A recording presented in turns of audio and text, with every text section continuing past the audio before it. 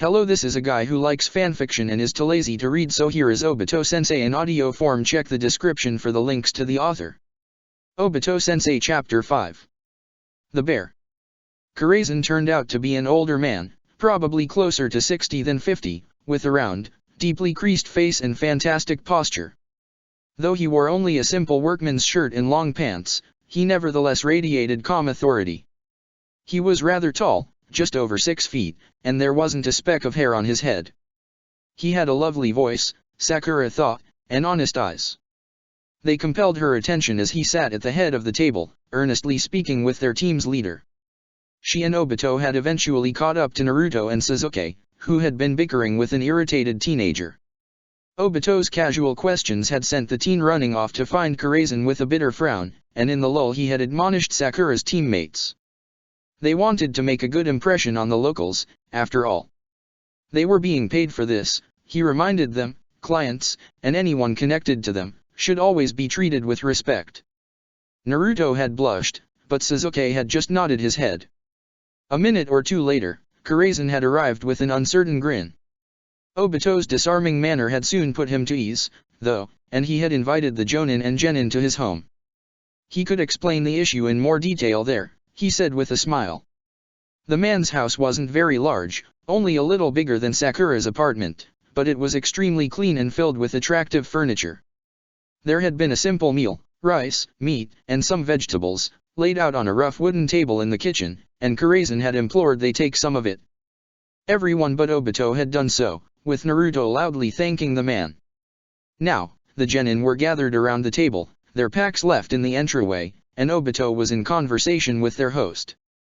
So they just vanish wholesale, Sakura's sensei confirmed. Karazen nodded. Completely, he said in his deep voice. Transport, merchants, cargo. All gone. There's rarely even any sign they were taken in the first place. Ah, Obito said, not quite grinning despite his eyes suggesting he could have been. So there is some sign. Blood, Karazen said flatly, and all the shinobi at the table perked up for a second. Naruto shot a glance at Sasuke, and then at Sakura. She shrugged back. If a group of bandits, or maybe even some rogue shinobi, were picking off a caravan, then blood was to be expected. She was less uneasy with the notion than she thought she'd be. Well, that sounds about right, Obito said, half-jokingly. Karazen shook his head, deathly serious, and Obito's eyes narrowed. I don't think you understand, the tall man said, glancing back at Sakura and her teammates. His face betrayed his uncertainty. They're just children. Are you sure? Hey. Naruto shot to his feet, bumping the table. Who are you? Obito shut him down with a glare, and the Yondame's son shrunk back into his seat, blushing furiously. They're my team, Obito said, looking back to Karazen. And they may look like children. Sasuke made a noise Sakura could only describe as a chuff, and it nearly made her giggle, but they are shinobi. Anything you tell me, you can tell them. Karazen still looked skeptical, but Obito nodded, and he shrugged and began speaking again. I don't mean a little blood, he said. 3 groups have gone missing, 10 people total. The first 2 vanished with barely a trace. But the third? He frowned, and his voice dropped a little. Sakura had to lean in to hear him better. The third was when we knew we needed the help of ninja. How much blood, Karazen? Obito asked. The man's eyes narrowed. A lot, he said. It was very clear by his voice that he thought a lot was completely unable to get across just how much blood there had been. I don't know if there's even that much blood inside a person, or 4 of them. It soaked the ground into mud, painted the trees nearby. The whole place was red, and the smell. He paused, taking a deep breath through his nose, and one of his hands clenched into a fist. We couldn't even tell if it had been Haruka's group, but it was on their route, and she never came back. Sakura blinked. She could see Sasuke was frowning, his hands coming up to lace in front of his mouth. Naruto was behind her, so she had no idea how he was reacting. The thought of that much blood sent her stomach turning. What could do something like that? I see, Obito said, leaning back. Thank you. The room fell into silence for a minute, and Sakura's eyes strayed around it, trying to expel the image of a road made muddy with blood from her mind. There was a cabinet across from her, filled with pictures. Most of them were of Karazen and two others, a woman with long brown hair and a boy with striking orange eyes. They must have been his family. She hoped none of them had been in the caravans. As was characteristic of him, Naruto broke the silence. "Can you show us where?" he asked confidently, and Karazen's head swung toward him. The older man frowned. "It's quite late," he rumbled. "I don't think dash. We can see in the dark," Naruto said matter-of-factly. "And we're not too tired." Sakura was watching him with interest now, along with Sasuke. Obito cocked his head. "And this jerk, and that bigger jerk," Naruto continued, pointing to Sasuke and then Obito, "have special eyes. They might be able to find something you guys couldn't. Are you sure you wouldn't rather wait till morning?" Karazen asked. "I have some spare beds dash. We really appreciate the offer." Sakura surprised herself when she spoke up. "We really do. But Naruto's got the right idea, the longer we wait, the harder it would be to find anything. If we can, we should go tonight." Karazen watched her, and Sakura resisted the urge to lower her head. A little girl with pink hair and too big a forehead, she thought he must be saying to himself. "Why is she talking at all?" The man turned to Obito with an inquiring look, and their sensei smiled, activating one of his eyes. The tomo of the Sharingan spooled into being, the eye gaining its red and black sheen. Karazen blinked, and then nodded. "All right," he declared, pushing himself to his feet. "Let me get my coat then. It's not very far from here. Just 30 minutes or so." Team 7 rose along with him. It turned out that what Karazen and his companions could cover in 30 minutes, Shinobi could easily cover in about 5. When Obito finally lowered the man off his back, Karazen was somewhat pale. "That was fast," he said, his complexion shifting to greenish for a moment. He took a deep breath or two of the crisp air, and it seemed to put him back on his feet. "All right. It's just over here. Follow me." He set off at a brisk pace, his boots crushing loose twigs and pebbles underfoot, and the ninja walked after him, unconsciously falling into a simple diamond pattern with Sakura on the right, Sasuke on the left, Naruto at the back, and Obito and Karazen at the head. Sakura had brought 15 kunao, 3 explosive tags, and the tin her father had given her. The first 2 she figured were just a healthy precaution, and the tin was for in case they didn't find anything, at least they'd have something to eat. She could tell from the way it shifted in her taped-down pocket that it was full of food, but she was content to let it be a surprise. She hadn't seen what her teammates had grabbed from their packs, but Naruto had another one of those water balloons. He was focused on it, his eyes practically bugging out as his hands encircled it, while Sasuke walked with cool alertness, his eyes darting back and forth. All of them could see through the darkness perfectly well now that they were channeling some chakra. Karazen was probably limited to a dozen meters or so, out here away from any artificial light on a cloudy night, but to Sakura it seemed like it was the tail end of evening. Chakra really was amazing, whenever she thought about it. "It was right up here," Karazen said, slowing down. He squinted, before nodding. "Yeah, just over there."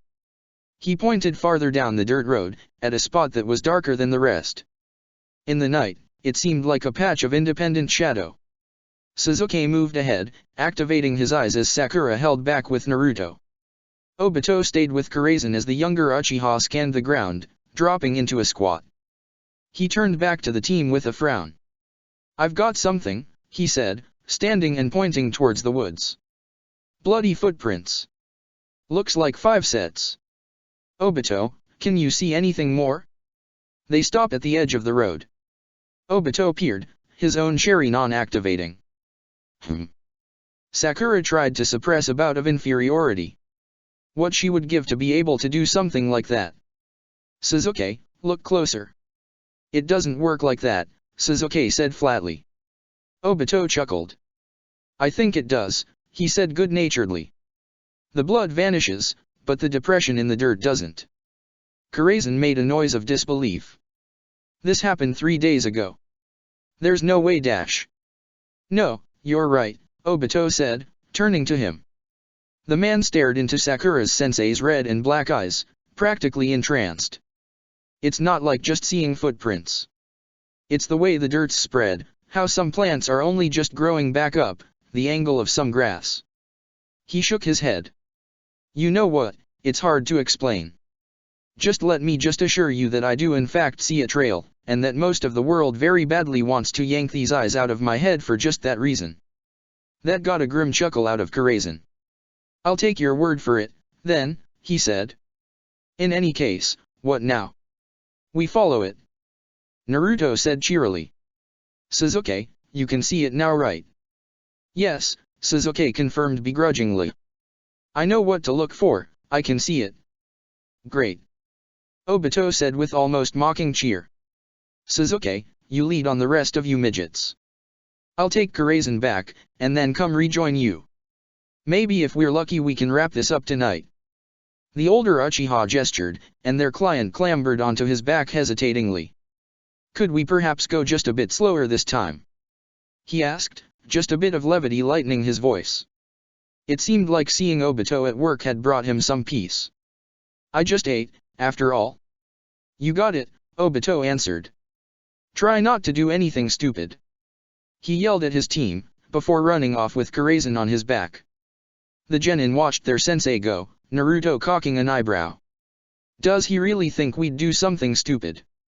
Naruto asked. What could we even do out here? We're in the middle of the woods. I'm sure you'd find a way, Sasuke deadpanned, turning back to the trail only he could see. Sakura laughed, and Naruto snorted. You're just jealous. The both of you. Just watch. I bet I'll find whatever the hell it is we're looking for before your fancy eyes do, he declared.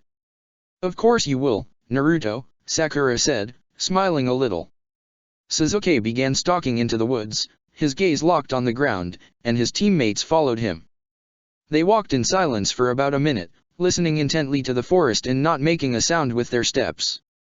Sasuke stopped twice, looking around slowly, before continuing. Sakura figured that it couldn't be easy following whatever trail Sasuke could see out here. The trees were thick, sometimes grouping no more than an arm length apart, and the grass was knee-high in places. The constant buzz of nightlife, insects, and small animals, surrounded them. It was actually incredibly relaxing. Sakura felt a bit of tension seep out of her shoulders.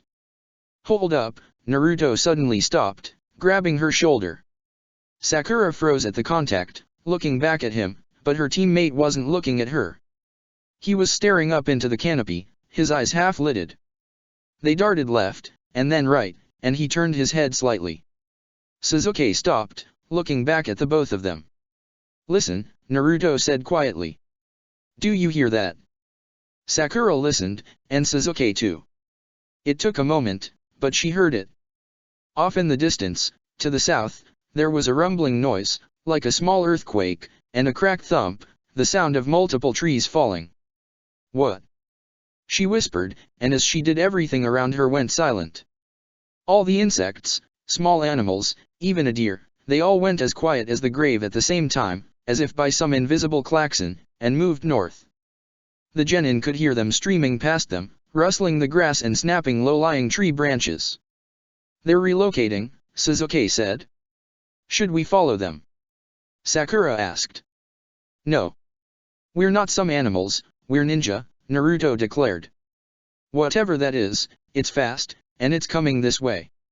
I say we get up in the trees and wait for it.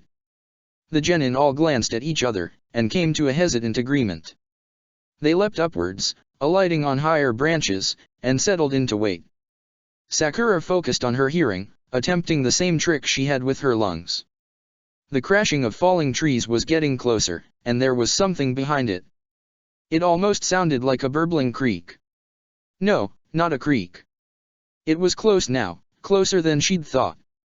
It was like a pant. A ragged, watery pant. What the hell? Sasuke said, barely audible, and Sakura scanned the forest, trying to find where he was looking. It took less than a second. There was a huge, dark shape, barreling through the forest at them, like a living shadow. There was slick darkness covering it, dripping from its flank and masking its muzzle. One burning red eye, lacking a pupil, seemed to glare directly at her. "Bear!" she shouted, and the huge creature, nearly 20 feet tall, smashed through the last of the trees between them and it. Naruto squawked in surprise, and the beast's lone eye snapped to focus on him. It snarled, an avalanche of noise, and rumbled forward, its paws tearing grout gouges from the ground. Blood dripped from its open mouth like a stream of thick red paint, some flecking onto its forelegs and the rest slicking the ground beneath it red. "Oh shit," Naruto cursed, and for a ludicrous second Sakura thought about reprimanding him. "That's nasty." "Heads up," Sasuke said. He didn't sound worried, but there was a certain edge to his voice. "That thing is faster than it should be." The bear charged forward, slamming its head into the tree Sasuke was perched in. There was a massive crack and the whole thing tilted, roots ripping out of the ground. But it didn't fall. Smashing its skull into the tree didn't seem to faze the bear whatsoever. It backed off, roaring in fury, and swiped at the base of the tipping tree. There was an explosion of bark and pulp, and the tree began falling in earnest, toppling towards the one Naruto was perched in. "Sasuke!" Sakura yelled, pulling a kunai from a pocket. She hadn't seen Sasuke fall. Where had he gone? "Oh geez!" Naruto yelped, jumping away as the tree reduced the branch he'd been sitting on to splinters. He alighted on a nearby tree and turned, his eyes narrowed. "That thing really is dash." Sasuke came plummeting through the night, a wispy shadow with two bright red highlights in the darkness, and landed atop the bear's head. The thing screamed, rearing up, but before it could do anything more Sasuke buried two kunai, held in each hand, up to their handles in its skull. There was a great spurt of blood and a disgusting squelch of a sound, and the bear's roar petered out. It toppled forward, landing flat on its belly, and Sasuke gracefully dismounted as it fell. Pissed, Naruto finished, his eyes wide.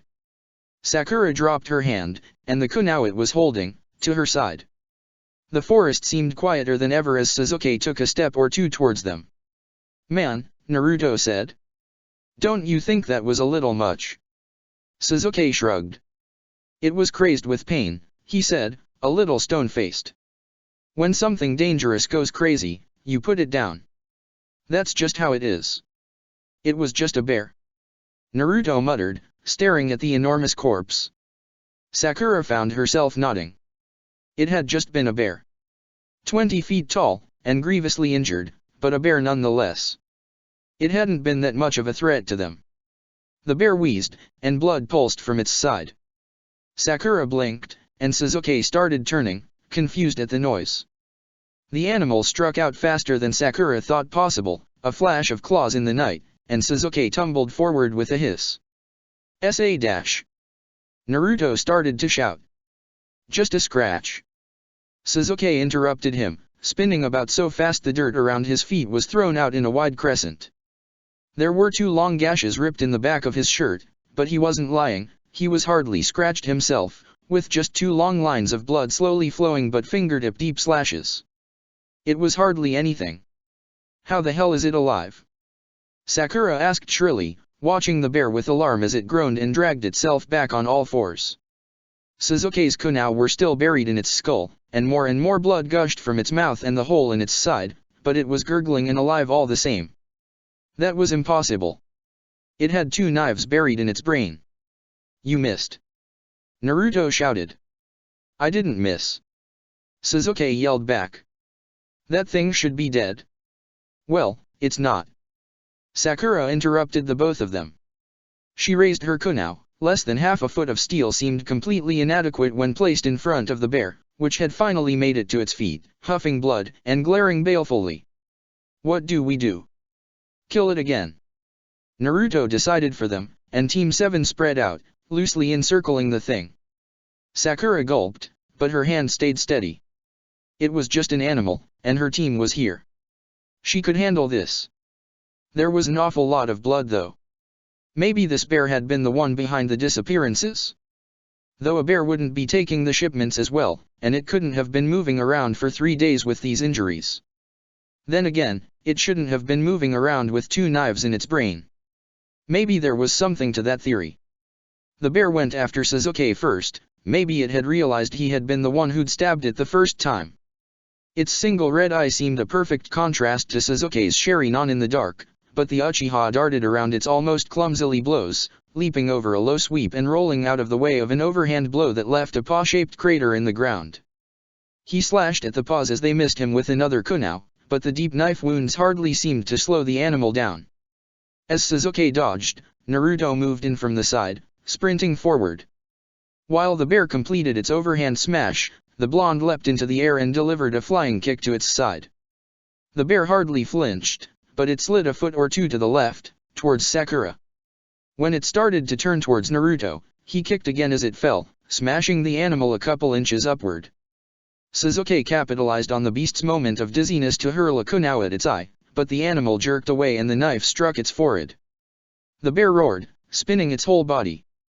Sakura ducked beneath its flailing back legs, feeling the enormous air pressure of the near miss, but the bear smashed its bulk into Naruto, flinging him to the ground. He rolled as he landed, but slid a couple meters backwards anyway, flattening all the grass in his path and leaving a stream of obscenities in his wake. Sasuke was under the bear, and it tried and failed to trample him, stomping wildly. The Uchiha peppered its legs and belly with stabs, but accomplished nothing more than flesh wounds, which the bear seemed to completely ignore. Sakura, however, was on the side of the animal where it was particularly injured. It was clear to her now that much of the blood on the animal's fur was coming from one particular wound, high on its left flank. There was a hole there, a great gash in the skin where the flesh and musculature had been partially peeled back. It would have probably been the death of a normal animal, but this bear clearly wasn't normal. Seeing the hole, Sakura got a disgusting idea. She drew another kunai for her other hand and took a deep breath through her mouth, gathering as much courage as possible. Then she shrieked like a terrified preteen girl, for indeed, that was precisely what she was, and leapt forward, burying both knives in the bear's side, right at the bottom of the hole. There was no tough skin and thick muscle there to catch her knives, they sunk in as if it were butter and blood, sticky and hot, so much hotter than Sakura had expected, poured over her hands. The bear screamed, and Sakura screamed back. She planted her feet on the bear's hide and pulled downwards, yanking the kunai down the monster's side. There was a tremendous ripping noise, and the knives tore a gaping gash in the bear's side, opening its gut to the cold night. Something thick and rubbery uncoiled, brushing against Sakura's thigh, and her gut did several somersaults in a row. She hurled herself backwards, away from the animal, and landed with a thud in the cold, wet grass. It was a relief from the bear's unnatural burning heat, and she sat there for a moment in near shock, watching the animal screech and stumble clumsily away from her as its guts unlooped from the greatly widened hole in its side. Something in her head clicked, a gear catching and refusing to keep up its normal operation. The smell of the bear's innards washed over her, like a busted sewer system filled with rotting crows and God knew what else. Her whole body tightened, goosebumps rising on her skin. This is not how I thought this day would go. Naruto gave a triumphant yell from somewhere Sakura couldn't see. It sounded almost like "take this." As he did, Sasuke darted out from under the bear, coming to a skidding stop next to Sakura. A moment after he did, there was a flash of light and a wham. Smoke exploded out from the bear's mouth along with a particularly violent spray of blood, and its lone red eye disappeared in a burst of yellow fire. The animal screamed one last time and toppled over on its side, smoke drifting from its eye socket. Naruto leapt over the body with a wide grin, his hand covered in unidentifiable grime. "I had no idea water could be explosive," he said excitedly. "This changes everything." The bear's guts kept leaking from it in a slurry of pink flesh and sluggish, nearly black blood, and for a moment Sakura felt lightheaded. The smell was even worse than before, and her legs drew up protectively on reflex. She felt her gorge rise, but Naruto didn't seem to notice the mess behind him. "What did you dash?" Sasuke started to ask. "I blew up that water balloon inside its mouth," Naruto proclaimed proudly. "And it worked. Man, Mom is gonna love dash." He paused, tilting his head, and his expression became a little more concerned. "Sakura, are you dash?" It was too much. Sakura threw up, a sudden burst of mostly clear vomit to her side, away from her teammates. She shuddered, disgusted at the burn in her throat, and with a gag turned back to the boys. Suddenly, she was mortified. She lowered her head, doing her best to disappear between her knees. "I'm sorry," she practically whispered, mortally embarrassed. She almost wished she'd drop dead along with the bear. Oh God, there's so much blood.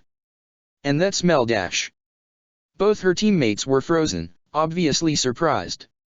And disgusted. How could they not be disgusted with her? But it was barely a second later that Naruto stepped forward, his hands up placatingly.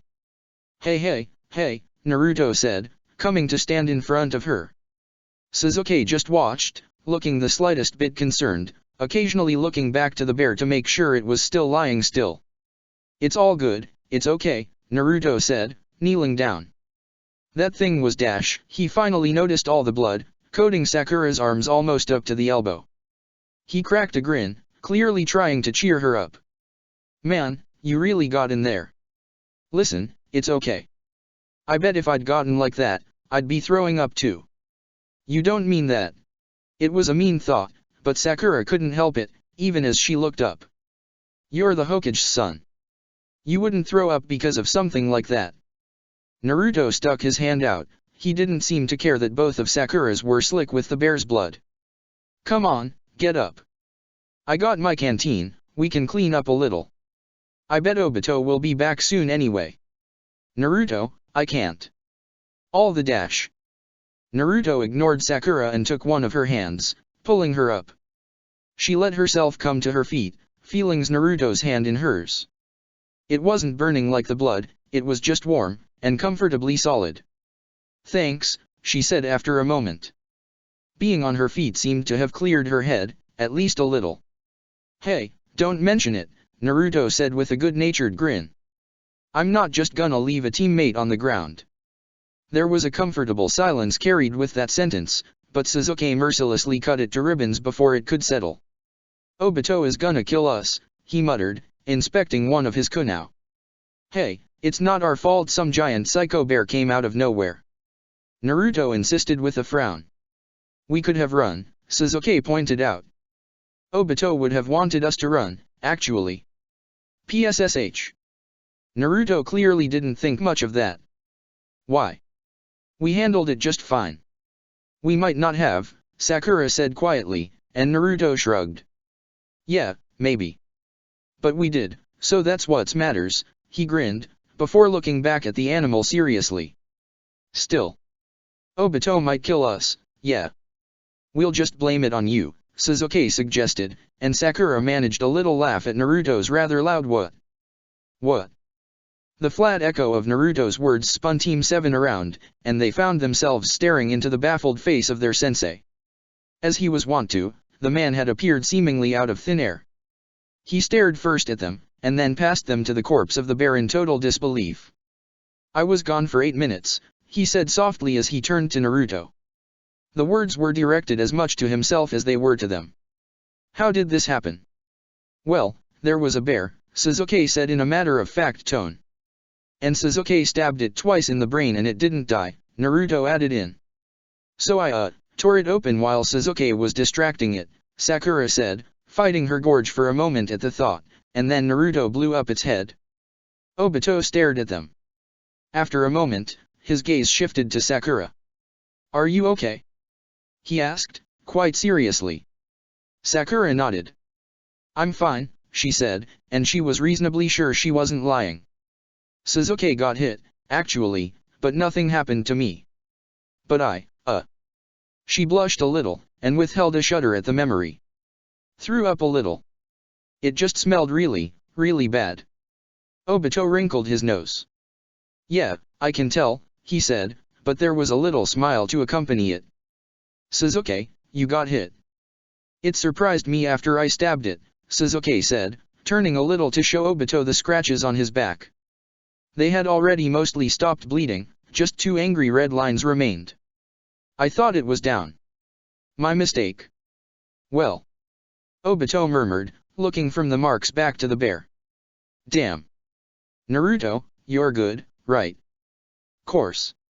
Naruto gave him a thumbs up, and Obito sighed. "So much for a simple C rank," he said begrudgingly. "Then again, the blood should have tipped me off." Okay, how about dash? There was a gurgling groan, and behind them, something massive shifted. Sakura and her teammates looked back to see the bear stirring, its ruined head flopping from left to right. Naruto shut himself up before Obito could. It's still alive. Obito narrowed his eyes. That's wrong. It doesn't die, Sensei, Sakura said, keeping an eye on the bear. It seemed mostly helpless now, with the gaping gash in its side and its eyeless state, but it was still moving with purpose. No matter what we do to it, it doesn't die.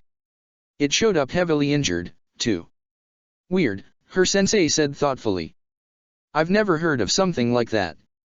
What should we do with it? Sasuke asked. He didn't seem concerned by the bear. He probably didn't regard it as a threat now that it was so crippled. Despite the fact it had attacked them, Sakura felt a pang of sympathy for the massive animal. We can't just leave it lying around. And if it won't die?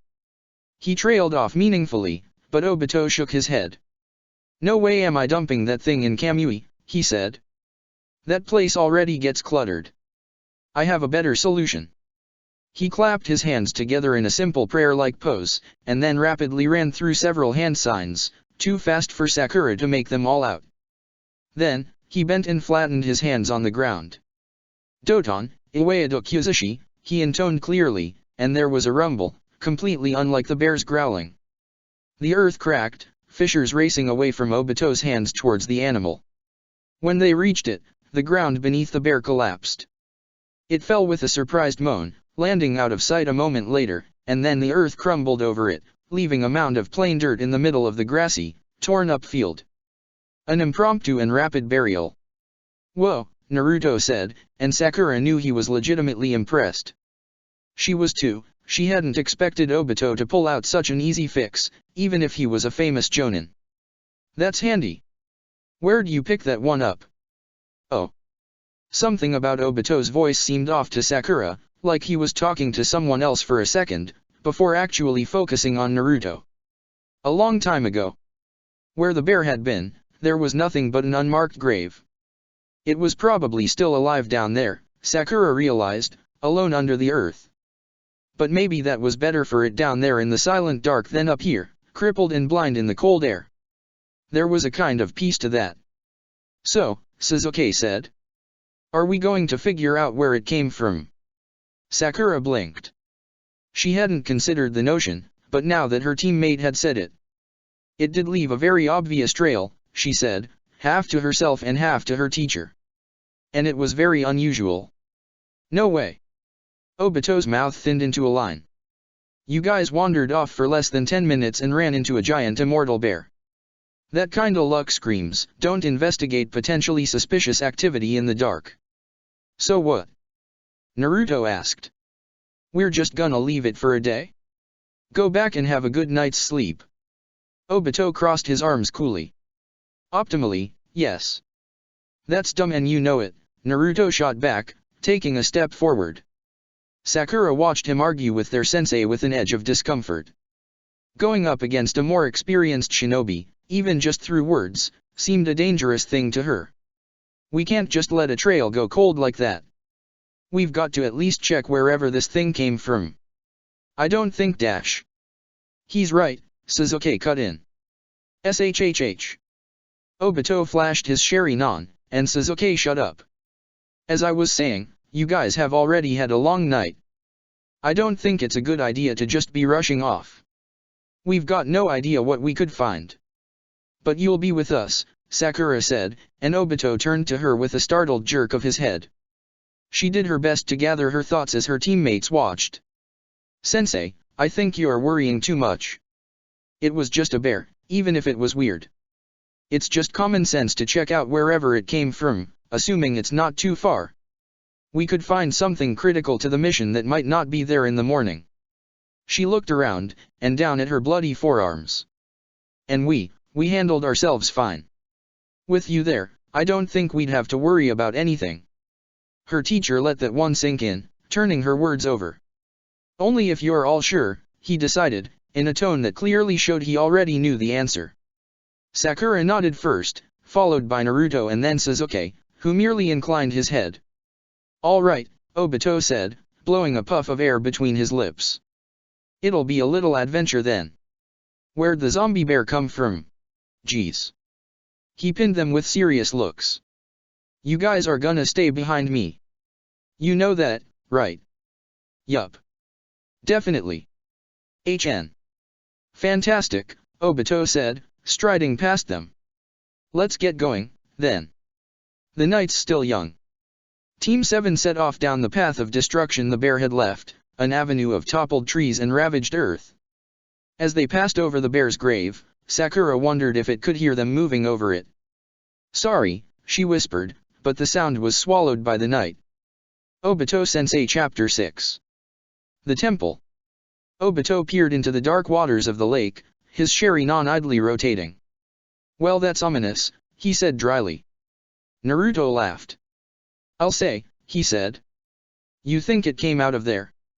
The path of destruction left by the undying bear had been easy to follow, a clean road of trampled trees and disturbed earth cut clean through the forest. But this was where the trail ended, on the shores of a large, dark lake. The lake was a messy oval shape, and Team 7 had found themselves on one of the long sides of it. Sakura guessed the opposite shore was about a kilometer away. She was kneeling, her arms pressed into the water, her hands scrubbing her forearms.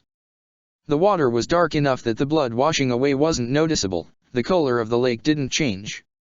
It was also warmer than Sakura would have expected. She'd been prepared for a chill, but instead the temperature was almost pleasant.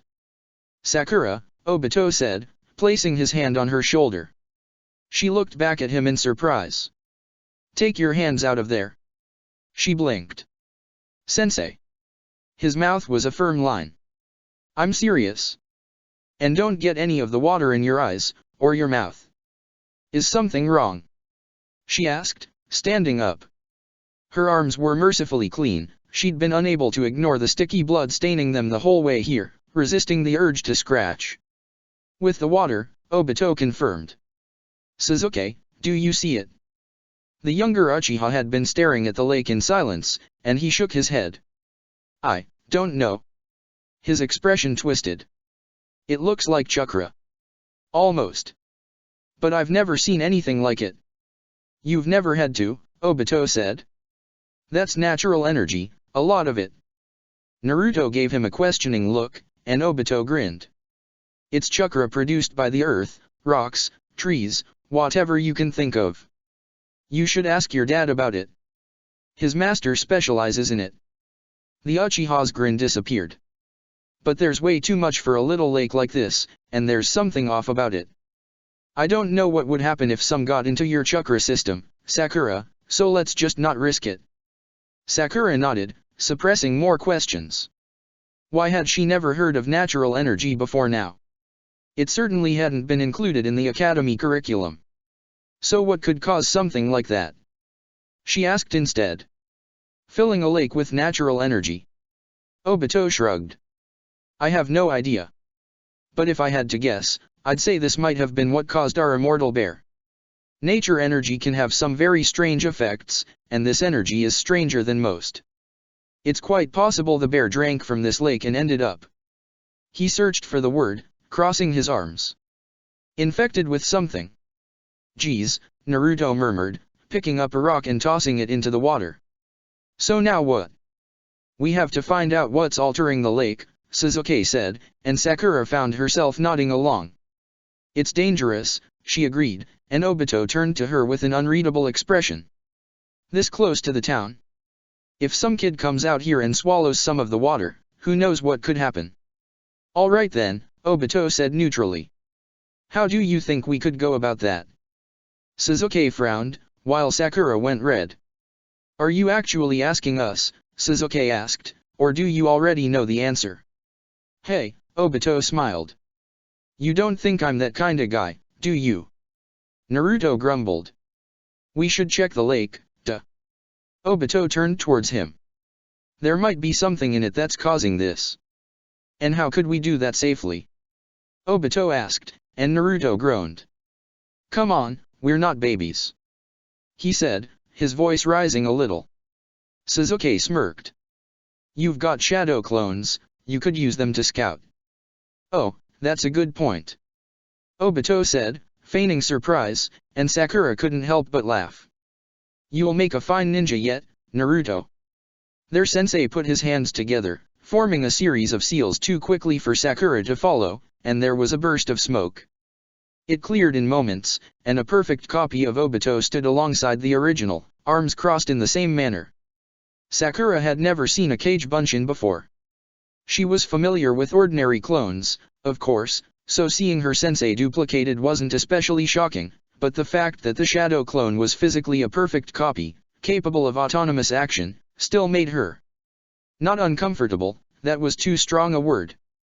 Wary might suit the feeling better. Get going, Obito said, and the clone wandered into the water without a sound. It took a deep breath, and dove beneath the surface. That's so cool, Naruto said with a grin.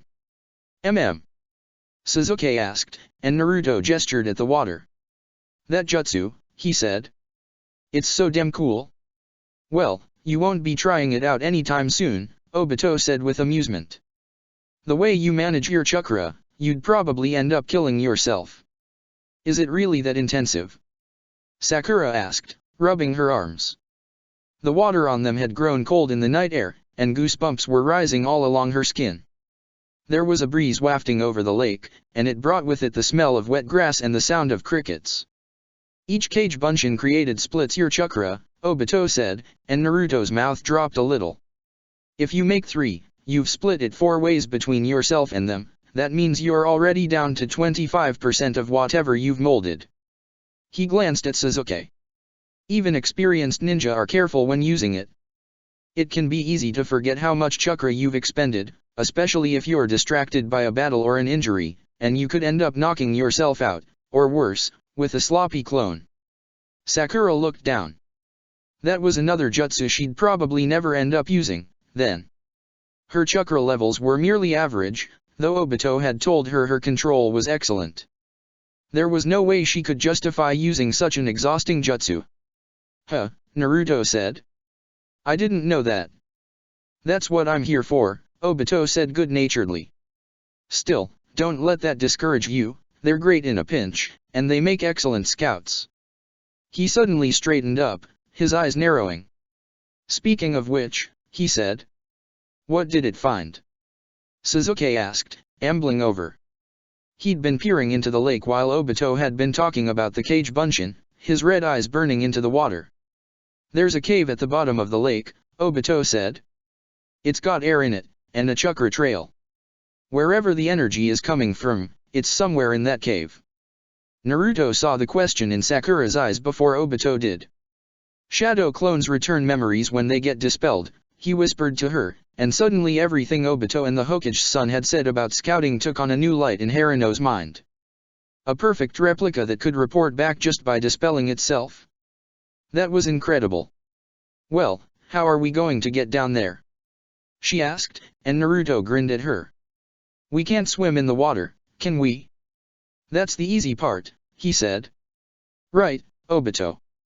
You shouldn't be so cavalier, you know, Obito said, gesturing them over. It's not like I do this every day. Except for when you want to make a flashy entrance, Sasuke said flatly, and Obito grinned at him. Well sure, he admitted, but who doesn't love a flashy entrance? I don't understand. Sakura said. She felt pushed out once more. The bond between Obito, Naruto, and Sasuke was so obviously much more familiar and deeper than what she had with any of them, despite their efforts. She tried to shove away the lingering thoughts in the back of her mind, whispering that she was the odd one out and always would be, and failed miserably. What are we doing? The Kamui. Naruto said with excitement, and Sakura remembered the bell test. Sasuke had mentioned that name then, referring to the jutsu that Obito had used to make Naruto vanish. It must have been one of Obito's techniques, the one that manifested with his Sharingan, and its peculiar pattern. Here. Obito stuck out his hand, and after a moment of hesitation Sakura took it. Naruto laid his hand on Obito's forearm, just above her own. Sasuke just pressed his palm to the older Uchiha's side. Hold on, okay? This is gonna be pretty weird. Obito closed his left eye, and the Sharingan in his right changed. The world folded in on itself, and Sakura yelped. For just a second, she was somewhere incredibly cold. There was no breeze, no sound of crickets, nothing, just the sound of her own breathing, and her heartbeat. Panic wormed into her mind. She heard her heartbeat speed up. Where was she? Then the sensation passed, and she found herself in a damp cave. Guh! The Harino stumbled backwards, sinking to one knee. The solid cold stone under her leg helped her ground herself. She was in a cave, rocks all around. This made sense. Ugh, Naruto agreed, falling on his butt. Every time. Sasuke remained standing, as did Obito. The younger Uchiha removed his hand from the older. Give it a second, he said. You'll be fine. He was talking to her, Sakura realized. Trying to make it look like he cared. He was right though. Sakura's head swiftly stopped swimming, and before she knew it, she was back on her feet. Whatever jutsu Obito had used, its effects were clearly temporary. She looked around and got a better look at wherever they ended up. Her initial impressions had been accurate. There wasn't much more to the cave than damp, dark rocks.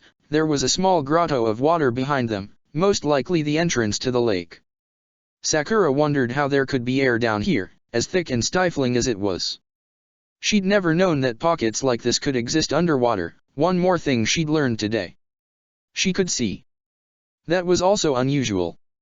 There shouldn't have been any light down here, rendering sight even with chakra-enhanced sight all but useless, but instead her eyes were piercing through the gloom with only a little difficulty.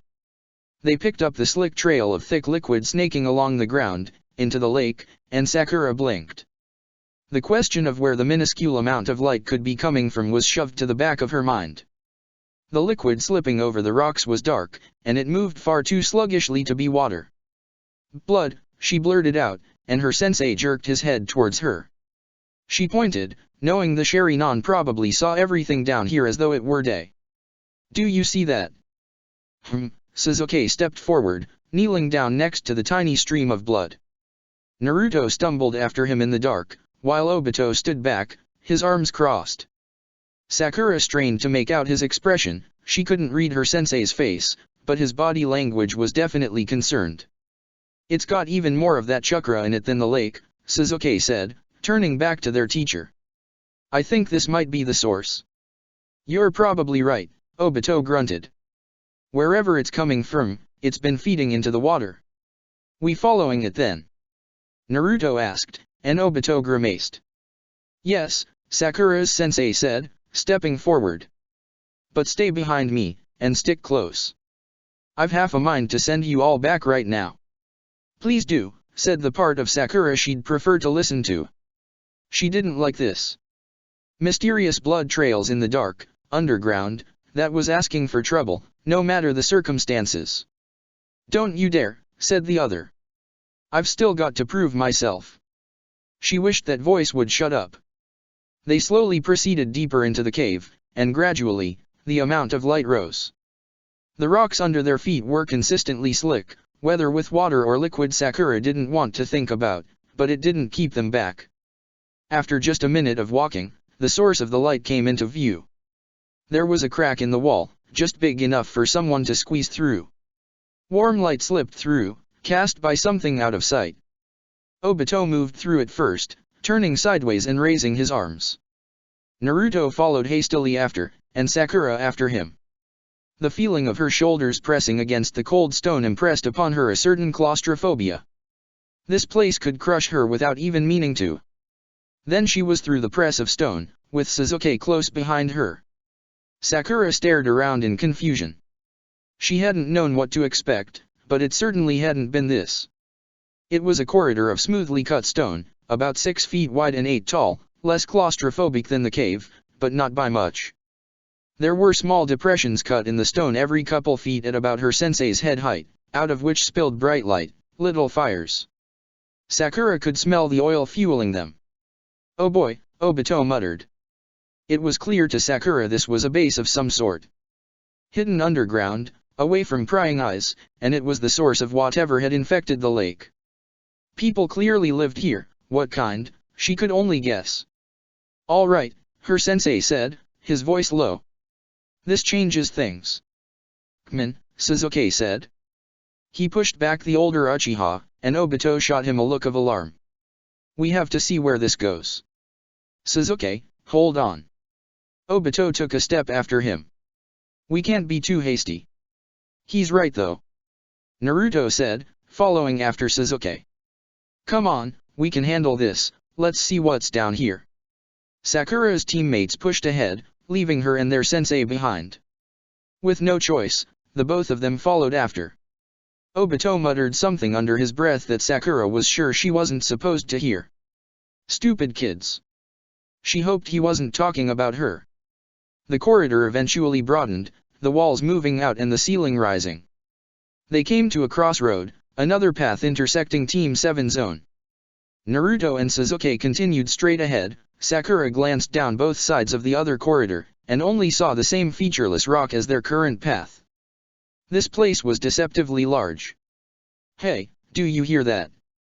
Naruto asked, dropping his voice. Sasuke stopped beside him, and Obito's fast walk finally caught the older Uchiha up to the two of them. Sakura was still several paces behind. What the hell are you doing? He asked, laying his hand on each of the boys' shoulders. They looked up at him in confusion. I told you to stay behind me. So? Sasuke said. It's not like being a couple feet ahead of you is going to matter. Sakura couldn't see her sensei's face, but she could imagine his nostrils flaring. Listen to me. We're in unknown territory, you have no idea what could be around the next corner. You three are my responsibility, so long as we're down here you're staying behind me. Just be happy I haven't shoved you into the Kamui yet. Her teammates didn't respond immediately. Obito must have cowed them. All right, Naruto eventually said. We get it. Sorry for that. It's fine, Obito said, moving ahead. Just keep it in mind. And not just for today. Hey, Sakura said. Her sensei stopped. Naruto. What did you hear? You don't hear it too. Naruto dropped his voice. Listen. Sakura did, and after a moment the sound Naruto had noticed solidified at the edge of her perception. She knew her teacher could hear it as well now that he was focusing on it, as well as Sasuke. It was a steady beat, reverberating through the walls, the faintest of echoes. 2 syllables, constantly repeated. Sakura couldn't make out the words, but she understood what she was hearing after a second of attentiveness. Chanting, or something like it. Somewhere down here, a group was chanting. It's coming from that direction, Sasuke said, pointing to his right, down the corridor they'd just passed. All right, let's go, Obito said. But this time. Yeah, we know, Naruto grumbled, falling in behind his teacher. They backtracked, moving down the corridor they'd ignored towards the sound. Sakura grew more and more nervous, moving practically single file like this, they were easy targets. Still, they would see anyone else coming down the corridor at them, obviously, and with Obito in the lead, they didn't really have anything to worry about. The stone corridor grew broader and taller, until Sakura's claustrophobia quietly receded. But the more space opened up around them, the louder the voices grew. There was more than the single word now, babbling and joyous singing. People were stomping their feet. How many voices were there? More than a dozen, less than 20. Her ears burned with chakra as she amplified her hearing as much as she could, until every sound was painful. What were they saying? The echoes rebounding throughout the cave made it impossible to tell. Obito suddenly held his hand up, and the whole group stopped. He glanced back at them and raised one finger to his lips, his Sharingan was active. Then, he dropped on all fours, crawling forward like a maimed spider. He didn't make a sound, and Sasuke and Naruto followed after him, adopting his pose and scuttling across the ground. Sakura followed them, feeling her fingers dig into the occasional patches of soft stone. At least there wasn't any blood on the ground here. She didn't want more blood, not after the bear. The corridor was now wide enough for them to go side by side, and the chanting was louder than ever. Less than 50 feet away, surely. Sakura's heart beat in time with its echo. Suddenly, the corridor twisted, spitting them out onto a wide disk of stone. There was a lip of raised rock on the edge of it, jagged red stalagmites covering the rim. The chanting was coming from just beyond and below them. Obito crawled forward, peering through the stone. Despite herself, Sakura crept up beside him. Finally, the source of the chanting became obvious. There were 17 men and women arrayed in a rough semicircle below, of every size and shape and dressed in seemingly random clothes. Some of them wore thick brown robes, obviously homemade, while others were dressed like mercenaries, wearing iron and Kevlar armor and strapped with weapons of every kind. One man even had a poleaxe, propped at his side. They were all facing a slightly raised altar as they raised their voices as one. That was the only thing Sakura could call it. It was a bulge of crimson stone, covered in candles. In the center of it, there was a pit, maybe 4 meters wide and 2 meters long. Sakura couldn't tell how deep it was. It could have been a meter or a kilometer. The pit was full of blood. Overflowing with blood. Thick, arterial blood so red it was almost black, splashing against the stone and slowly dribbling down the sides of the altar. The whole congregation was standing in almost an inch of the stuff. Behind the pit, there was a simple idol carved from wood, less than 2 feet tall, a skeleton that had blades for fingers and toes and no face. Where its face should have been, there was an inverted triangle held inside a circle, carved so deeply into the wood it was almost a hole in the thing's head. The blades were covered in blood too. And behind the idol, there was one more man. She looked to her left, at Naruto, and the Hokage's-son stared back at her, eyes wide. He was scared, she realized. Just as scared as her. They should have turned around. What the fuck, he mouthed, and Sakura felt the insane urge to laugh. The chant was obvious now, even with the cacophonous singing and stamping that underlaid it. 2 syllables, like she'd thought. Jaishin. Jaishin. Jaishin. Sakura didn't know the word, or the name, or whatever it was, but it made her skin crawl. Her whole body was covered in goosebumps.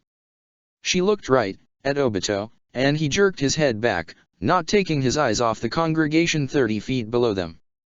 Back. She could practically hear him in her head. Back up, right now. She, Naruto, and Sasuke all obeyed at once, creeping back from the ledge, silently crawling backwards. At least, until Sakura's foot hit something.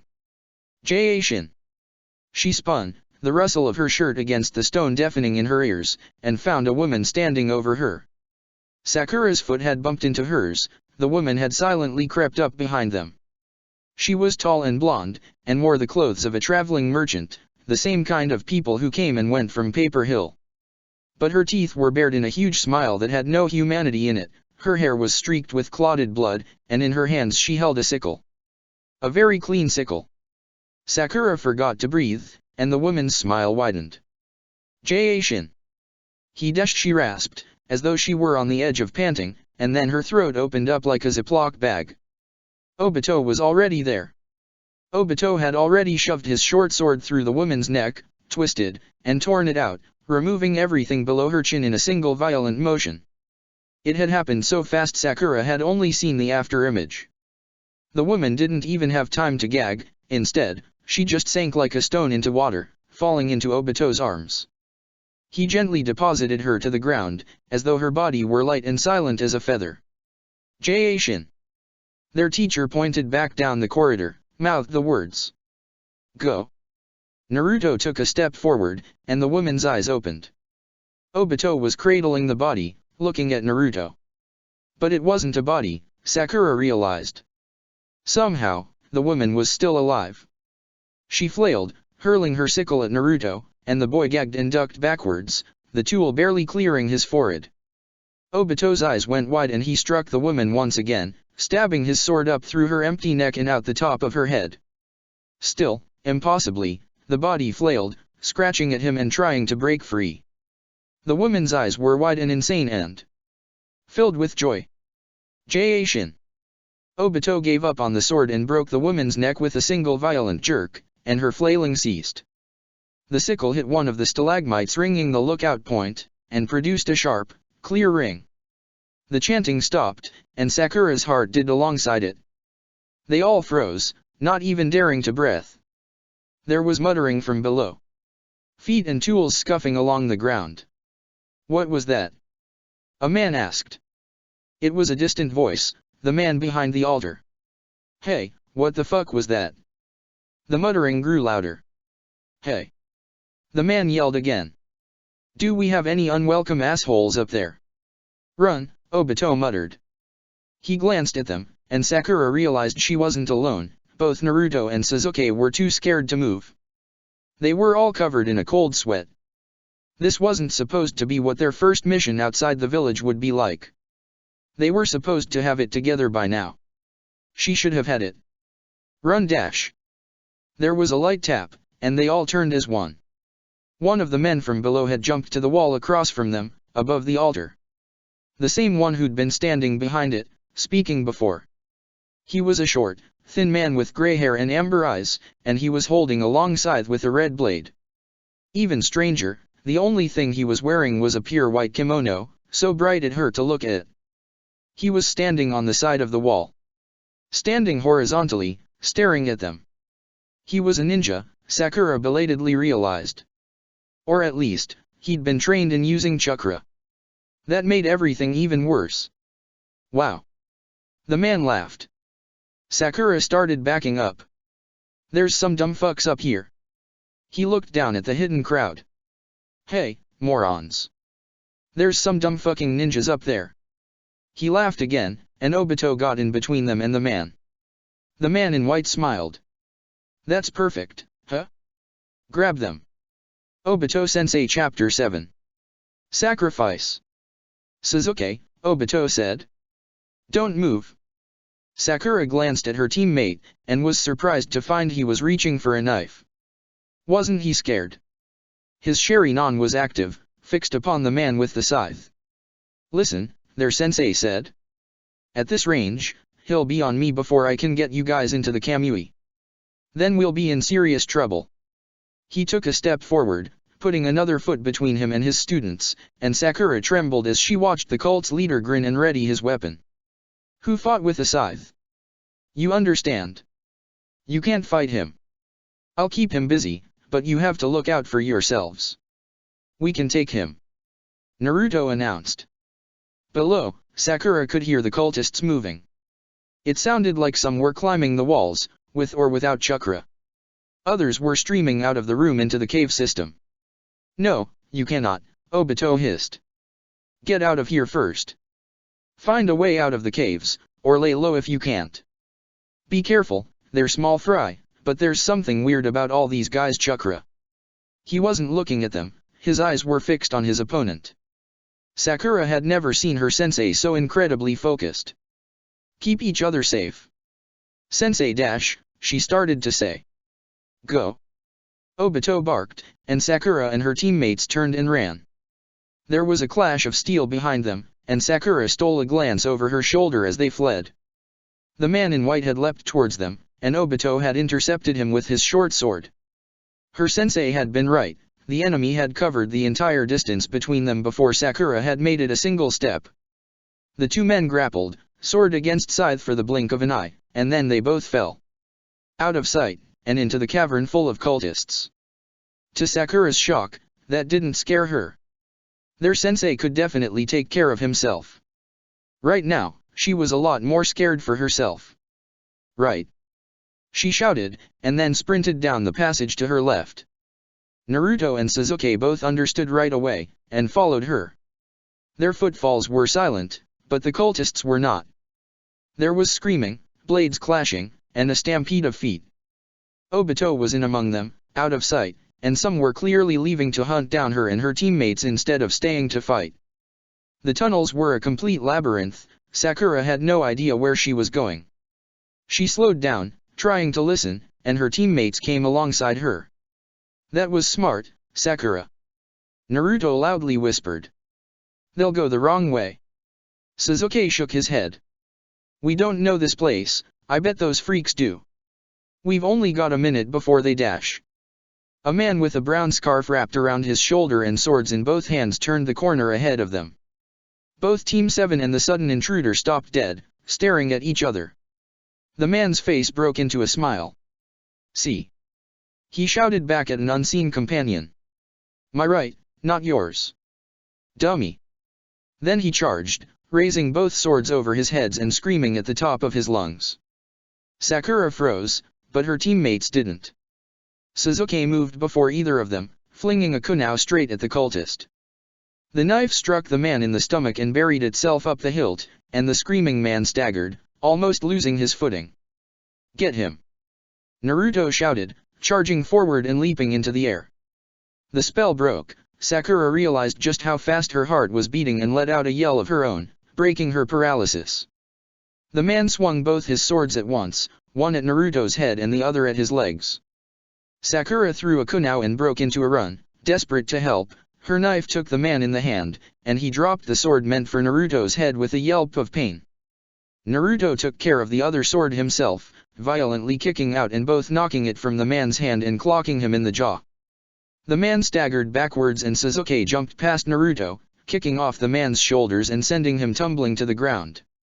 His Sharingan was a red blur in the dimness of the cave. Sakura realized the first cultist wasn't his target when the next turned the corner. It was another man, this one unarmed but wearing steel armor. Sasuke fell in an arc behind the man, and his hand clapped on the cultist's shoulder and dragged him down with him. The new arrival stumbled, off balance, and so fast Sakura could barely believe it. Sasuke shoved another kunai through the man's head. The armored man had a thick black mustache, and it twitched. He tried to understand what had just happened. She blinked, and the man fell, his whole body spasming. Sasuke looked to his right, down the corridor, and saw something that obviously shocked him. Sakura! Naruto shouted, turning towards her. Behind you! She started to turn, and as she did the man Sasuke had jumped off of kicked at Naruto's ankle, trying to bring him down. You little shit! The man shrieked, one hand impaled and his stomach covered in his own blood.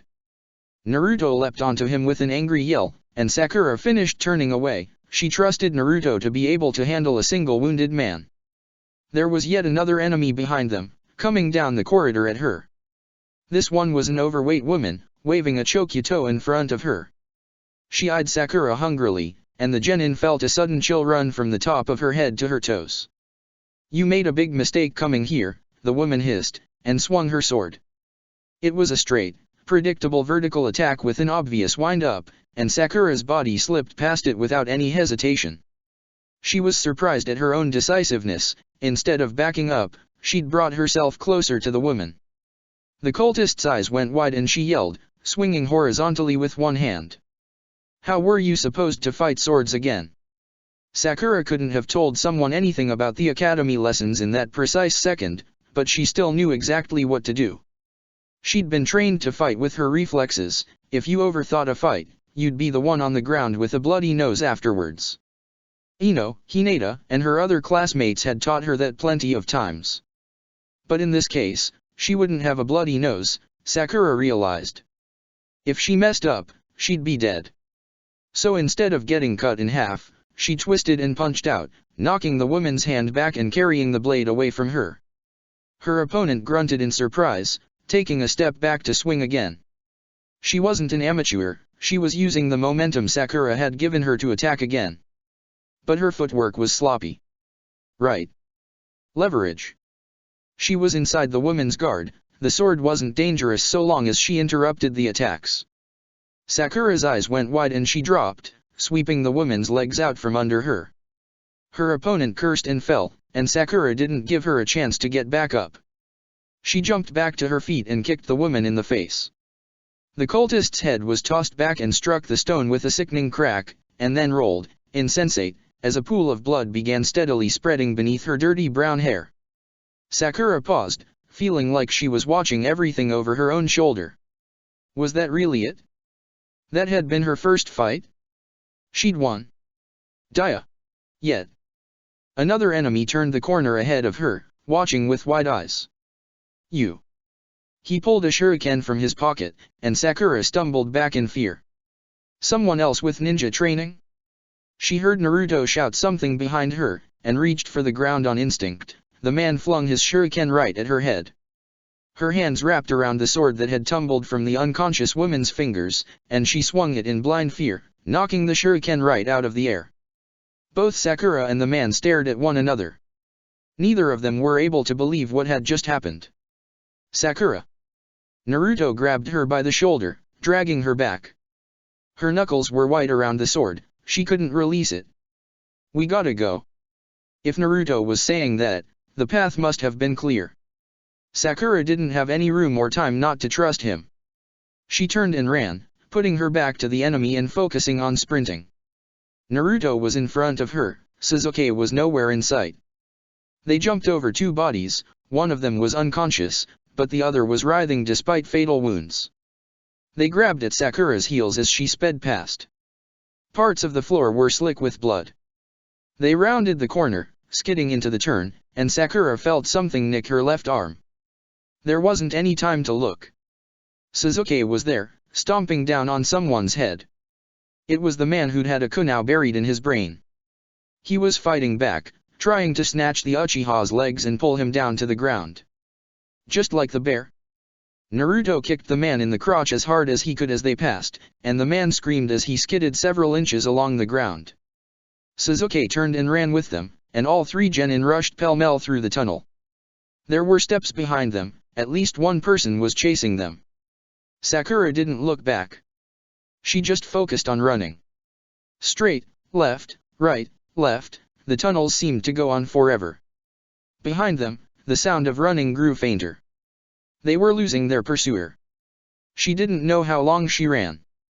It seemed like only a couple seconds, but it was probably much longer. Here, Sasuke grunted, diving to the left. There was a crack in the wall, Sakura realized. Maybe even a door? She threw herself into it, with Naruto right behind her. As Sakura hit the floor and scrambled to the wall, Sasuke glanced back at her, his Sharingan whirling. He grabbed her by the arm. S.A-. She started, before following his gaze. There was a divot in her arm, and blood was running freely from it. She blinked. When had that happened? She hadn't even noticed. Had that shuriken hit her after all? Lightning quick, Sasuke ran his hand up her arm and covered his hand in her blood as Sakura watched in shock. Then, he poked his torso out the hole and flung his hand towards the end of the path they'd been fleeing down. Sakura heard blood splatter. He ducked back in and pressed himself to the wall, putting a finger over his lips. Sakura and Naruto understood right away and flattened themselves against the wall, trying to steady their breathing. The sound of footsteps grew closer. 3 sets ran past their door, then stopped. Sakura held her breath.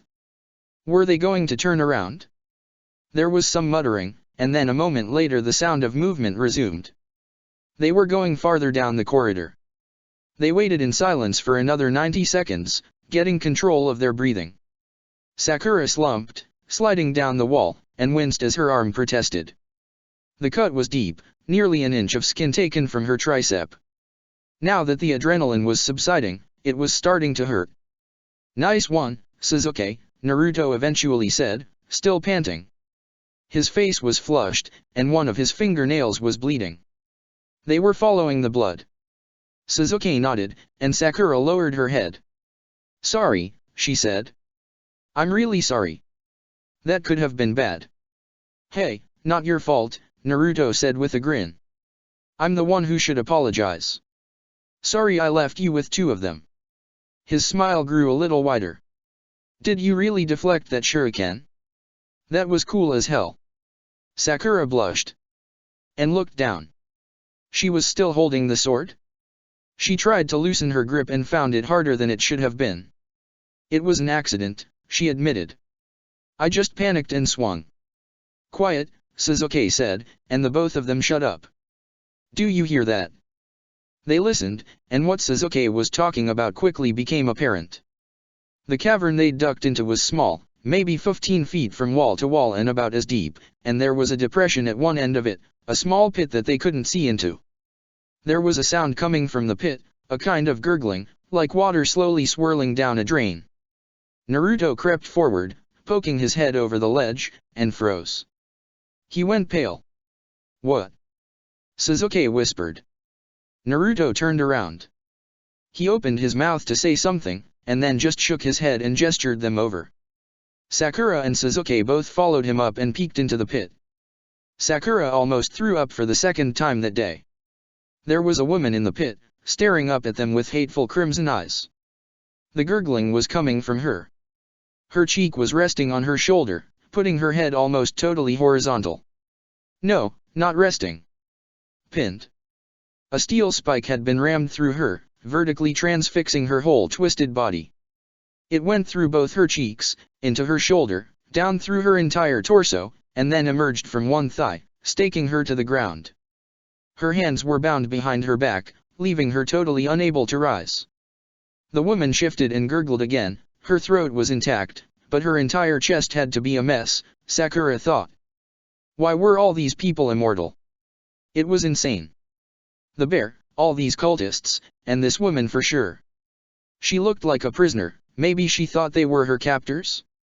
Was that why she was looking at them with such hate? Are you okay? Naruto asked, and the woman's eyes went wide. She gurgled again. Was that a yes? Sakura had no idea. But Naruto took it for one, and jumped down in the pit. It was only 2 or 3 feet, and he landed without a sound. It's okay, he said, approaching with his hands out. I'll get you out. She might be one of them, Naruto, Sasuke warned. Sakura wasn't sure, and Naruto said exactly why. No way they would stick up one of their own people like this, Naruto declared. If she's alive, we gotta help her. He reached out, feeling the stake as the woman watched him with wide eyes, and gave it an exploratory tug. Nothing, it was firmly in the ground. That made sense, the woman had wiggled free by now otherwise. Naruto frowned, pulling a spool of ninja wire from one of his pockets, and gingerly wrapped it around the stake, feeding it under the woman's head and grabbing the other end. I'm really sorry if I get your cheek, he said with a wince. Then he started to work the wire back and forth, slowly at first and then picking up speed. The sound was quiet but grating, and Sakura nervously looked over his shoulder, keeping an eye on the entrance. She couldn't hear anyone coming, but a couple of the people chasing them had chakra training. The wire and Naruto's strength made quick work of the stake, and it only took her teammate 30 seconds to saw through the steel.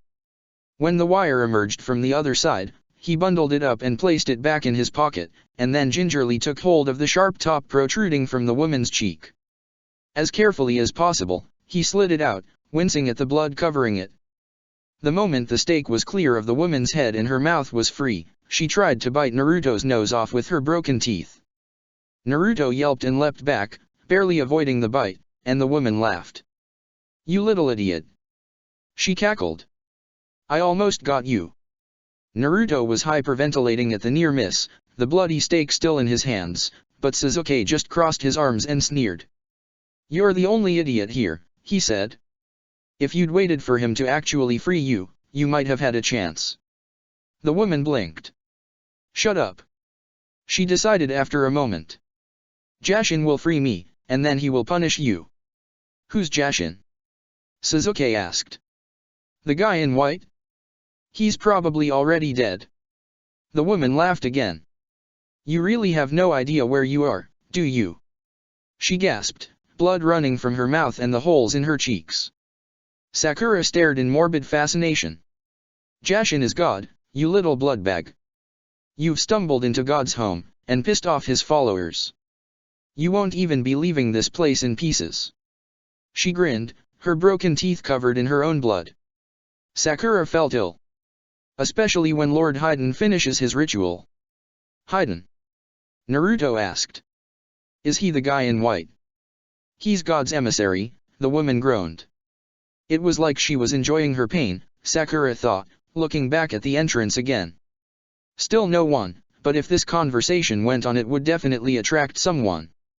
If you haven't shit yourself already, you should be ready to. He's already made all of us like him, and once the sacrifices are made, it'll be permanent. She squirmed, trying to dislodge herself from the stake, but it remained stuck fast in the stone. Sacrifices? Sasuke asked. Sakura was both amazed and grateful that he could stay focused in a situation like this. Even now, he was gathering information. You guys are the ones who've been kidnapping the merchants. Aren't you fucking clever, the woman sneered. But then why are you here, if you're one of them? Naruto asked, and the woman's eyes narrowed. Because those other assholes are heretics. They're not real believers. She spat blood on Naruto's chest, and he backpedaled in a panic. Why do you think I haven't screamed yet? They stuck me up like this for killing one of those money grubbers. For spilling blood. Her face twisted into something even more inhuman and Sakura took a step back as well. What servant of Jashin could condemn another for spilling blood? Answer me. She screamed the final words, and Sakura grabbed Sakura's shoulder. We gotta go, he said. He told us to get out of her, but I'm not hearing anything. Obito has probably cleaned up by now. She nodded, and reached down towards Naruto. He turned and took her hand, pulling himself out of the pit, and the three of them turned their back on the screeching woman. You're all going to drown. She shrieked. You and me and all those bastards, you're all going to drown in a river of blood. Jashin promised me. Sakura shivered, and they left the chamber, cautiously making their way back the way they'd come. Sasuke led the way, and Sakura realized he remembered the path perfectly, despite the chaos of the chase. Was that thanks to his Sharingan, she wondered, or was his memory just that good? There was no way she could have found her way back through the maze of tunnels with such confidence. After only a couple minutes of moving in total silence, they'd made their way back to where it all started. The corridors were empty, there weren't any cultists to be found. Where had they all gone? Was it really possible that their sensei had taken them all down? They couldn't even die. The sound of clashing steel grew louder and louder as they made their way back, and before Sakura knew it they were in the main chamber. There was still a battle going on, but it sounded like there weren't nearly as many participants as before. She peeked over the ledge, and found Obito Uchiha awash in a sea of bodies. Her sensei had a fierce expression that she'd never imagined on his face, and he danced among 24 dismembered and writhing enemies, his focus entirely on his opponent. The sword in his hand left behind a shining afterimage of brilliant chakra. Haiden, the man in white, was no longer white. One of his arms had been partially severed, and his kimono was in shreds and so stained with blood that it no longer looked like it had ever been anything but crimson. But he was still fighting and laughing, swinging his scythe with one hand as if it weighed nothing. As Sakura watched, he swung at Obito and missed with a furious howl, and the missed strike took a grounded cultist's head off as if there were no skins and bones for the blade to pass through. The ground was covered in bodies, all still moving and trying to grab Obito. As he danced with Haiden he leapt to and fro, picking up chunks of human beings and tossing them aside with kicks and chakra-enhanced movement. It was like a scene right out of hell. Holy shit, Naruto murmured, and Haiden's head snapped up towards them, his eyes manic. Sakura flinched back as the cult leader disengaged from Obito, putting some distance between them and levering his scythe up at the watching genin. See? He asked in a pleasant voice, stomping down on the moaning head of one of his followers. This is why I don't mind telling you that you're all going to die. He stomped again, and laughed at the chorus of questions asked by the massacred cultists, disembodied heads and people missing all of their limbs or worse shouting questions. You're all so fucking useless. He laughed. Can't even capture some kids fresh from the womb. Soon as this rite is complete, I'm sending all of you to hell, no question. I told you to leave. Obito shouted up at them, making himself heard over dozens of violent protests. He looked tired, Sakura thought with a start. His face was damp with sweat and his clothes were plastered to his body. Was he running out of chakra? No matter how skilled he was, up against so many opponents at once he must have had to use that intangibility jutsu. Just how much chakra did it take to slip through attacks like that? Get out of here. Yeah, get out of here. Haiden cackled. It'll make you more fun to chase down when we're done. Obito charged him and their dance began again, the deafening sound of steel on steel filling the air.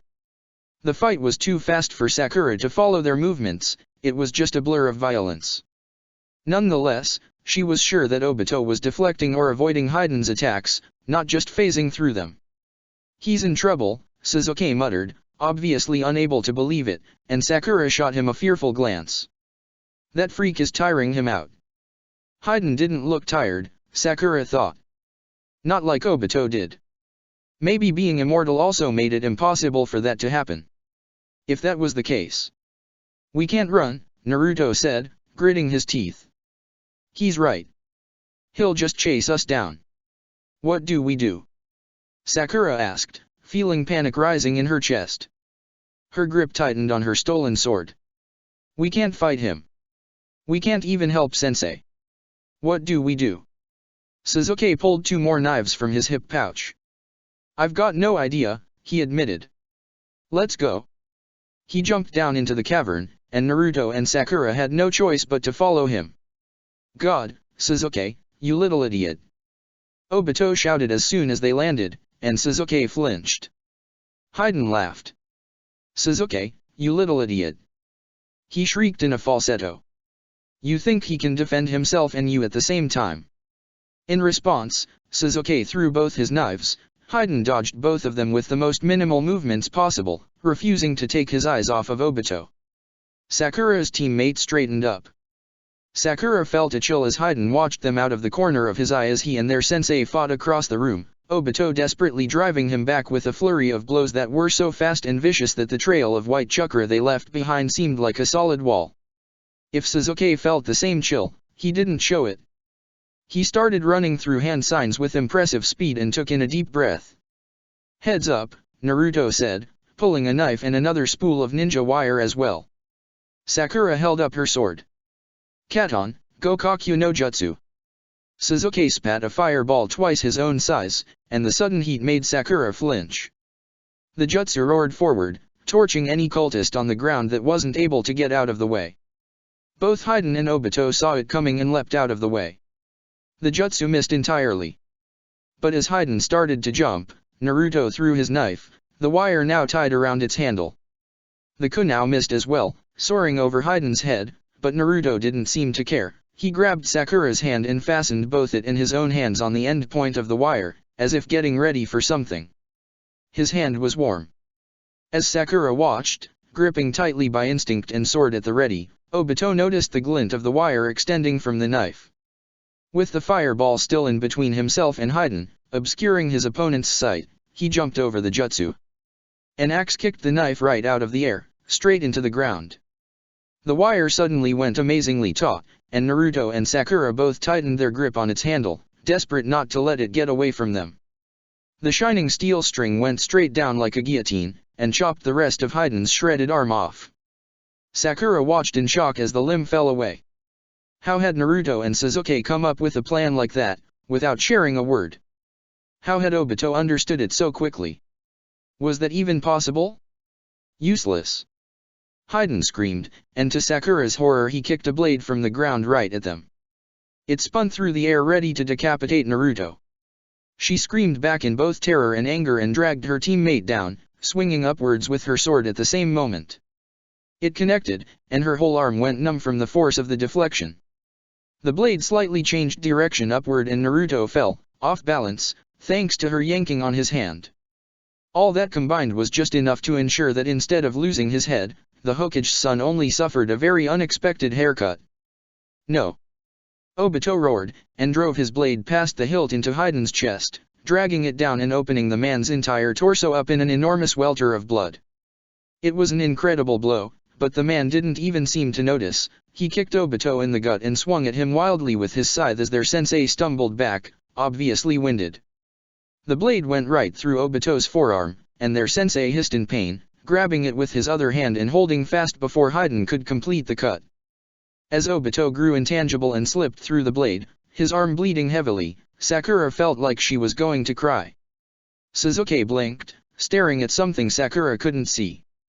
"Oh God," he said, and Naruto looked up at him, trembling from the near miss. "Thanks." He squeezed Sakura's hand, and her heart jumped. "What, Sasuke?" "He's got no heart," Sasuke said faintly. "He's got everything else in there, but no heart." He blinked again, looking around the room. And his eyes narrowed. "There's a chain. From each of their hearts, to the pit." "A chain?" Sakura asked. She couldn't see anything like that. Sasuke shook his head. It's chakra, he said, breaking into a run. Sakura and Naruto took off after him, keeping their eyes on Hiden and their sensei. The man whose chest had been completely opened up, like a corpse in a morgue, tracked their trajectory and started yelling, even though his lungs had been destroyed. Hey! He shouted, kicking out at Obito and almost losing a foot in the process. Bad. Ugly little shits. I'm already going to kill you, don't make me do worse. He's freaking out. Incredibly, Sakura heard herself giggle. The man who had reacted to his arm being removed and his chest getting turned into an anatomy lesson by laughing and attacking more ferociously was panicking just from them getting closer to the pit. He was even driving Obito back now, their sensei grunting with obvious effort as he deflected a relentless series of blows from the scythe. Sasuke reached the pit first and, without a shred of hesitation, dove headfirst into the blood.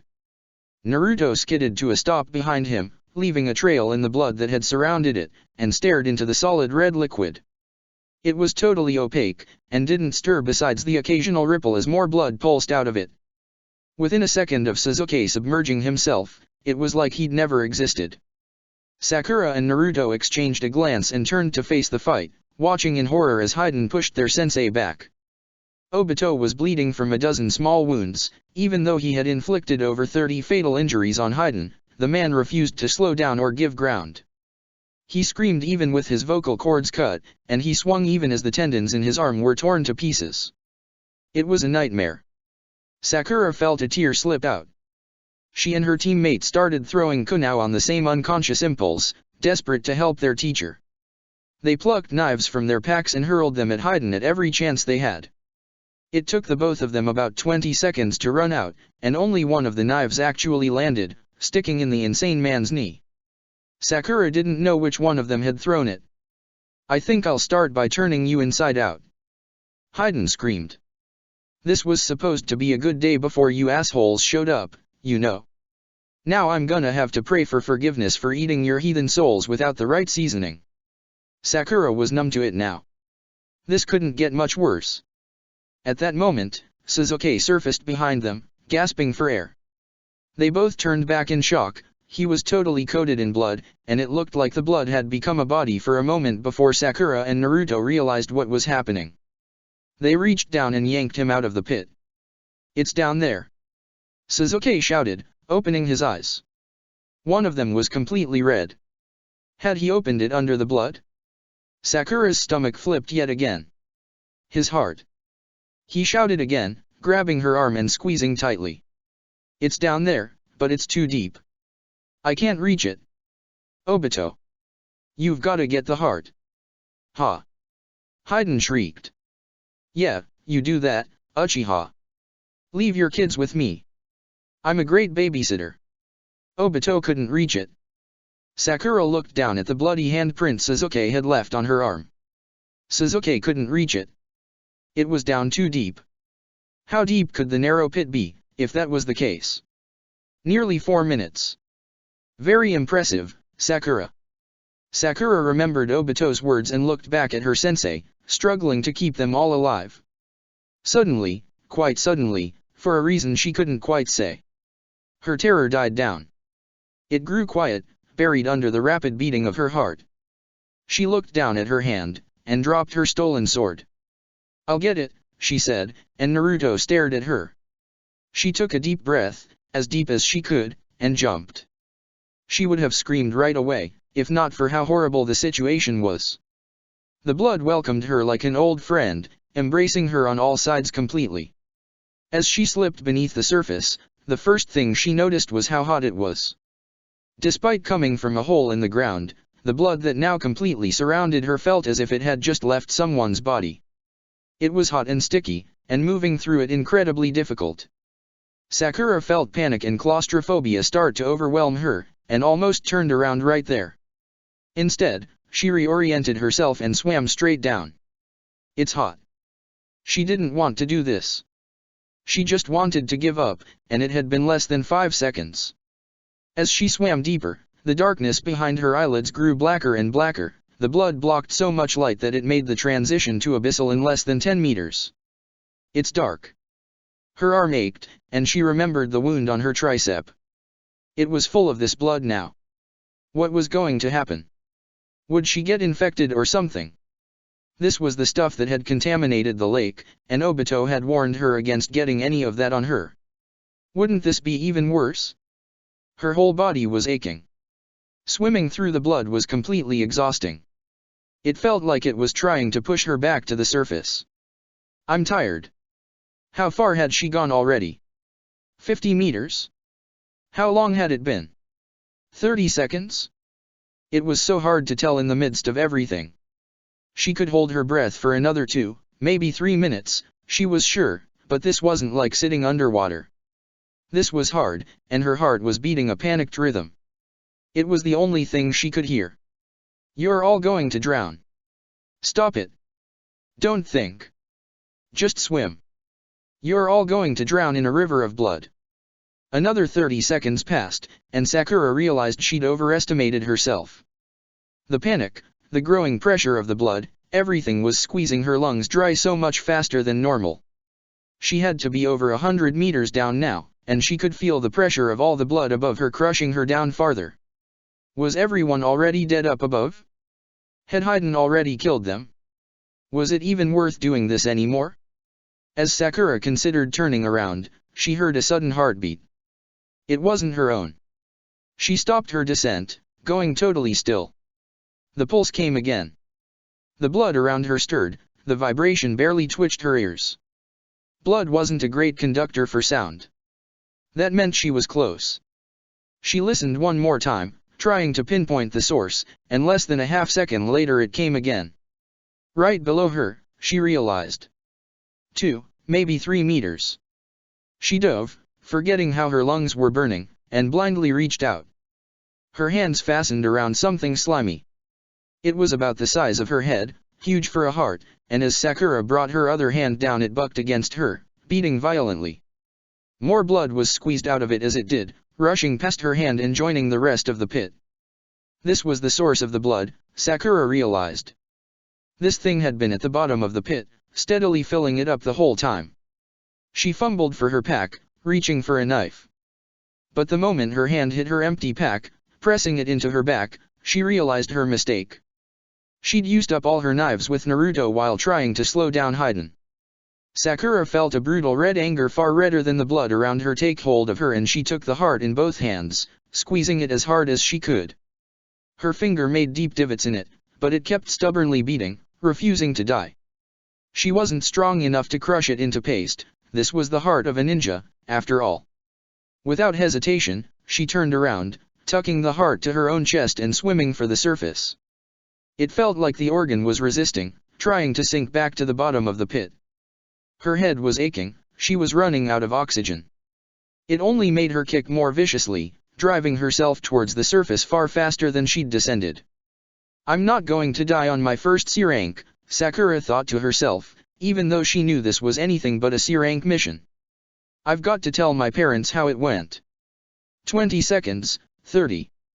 Sakura's whole body was aching, a migraine coming on. She was past her limit. She'd have to take a breath any moment now. Her body's instinct to breathe was stronger than her will to keep her mouth shut. But the darkness behind her eyelids was getting lighter. She was close. Don't breathe, she begged herself, swimming harder.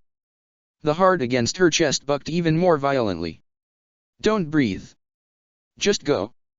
Sakura breached, going almost 20 miles per hour, and even though the blood was loath to give her up, she forced herself clear out of the pit and beached herself on the bloody stone surrounding it. She heard both her teammates jump back in shock. They were still alive. She took a ragged breath, unable to comprehend what was happening and unable to open her eyes. They were stuck close by the sticky blood. She couldn't see anything, so she decided there was no choice but to trust blindly. She raised the heart over her head in both hands, and called out in desperation. Sensei! She screamed, and she heard a scuffle, more steel on steel. No! Haiden howled, and then her arms jerked back as something took the heart right out of her hands. The omnipresent moaning of the dismembered cultists ceased. The cavern grew quiet, and Sakura didn't know what had happened. Gingerly, she lowered her arms, waiting for someone to say something or for anything to happen, and tried to wipe some of the blood from her eyes. Someone else's hand was suddenly there, wiping her eyes clear with some water, and Sakura flinched back, almost sprawling on the stone and blinking wildly. The sudden light was painful after minutes alone in the dark. Hey! It was Naruto, standing over her and extending his hand. Sakura blinked, looking at him, behind him. Obito was standing over Haiden, stepping on his open throat. The man was lying on the ground convulsing, his eyes rolling back into his head. She looked back, and found the heart. It was pinned to the wall of the cave, Obito's short sword transfixing it. He'd thrown his sword, Sakura realized. Her sensei had thrown his sword and impaled the heart in her hands. She took Naruto's hand, still staring at the heart. It was beating slower and as she watched, stopped, its lifeblood dripping down the wall to join the rest on the floor. Sakura, Obito said, glancing back at her. There was blood running in light trails from both his eyes, and he was as pale as paper. He looked totally exhausted. Good work. Sakura smiled at him, and then he fell to one knee, seemingly about to pass out. Obito. Sasuke rushed forward. Is he dash? He's dead, Obito gasped. With his heart vulnerable like that. He made a sound that sounded like choking. Sakura realized it might have been a laugh. He was making a big play, and it backfired on him. Lucky for us. He tried to stagger to his feet and failed. Sasuke had to catch him before he landed on his face. The merchants, their sensei said faintly. They've gotta be here. They were gonna be sacrificed. We've gotta get them. We'll get them, Naruto declared. Actually, I'll get them. You guys rest, okay? He glanced at Sakura, and she realized that just like Sasuke, she must have looked frightening, entirely coated in blood. Just, take it easy for a second, okay? Yeah, Sasuke confirmed. Find them, and shout if you need help. Sakura sat back with an exhausted nod, and Naruto took off, running off into one of the corridors with his boundless energy. Sakura tried wiping away the blood from her face and gave up after several passes. There was just too much of the stuff. She closed her eyes again, letting her head drop. She felt like she could fall asleep right there. She was so warm, and so tired. But she couldn't. Even if the danger had passed, the mission wasn't quite completely. Still, her consciousness drifted. By the time Naruto came back with an excited yell, she was barely able to hear him. They're all alive, he said.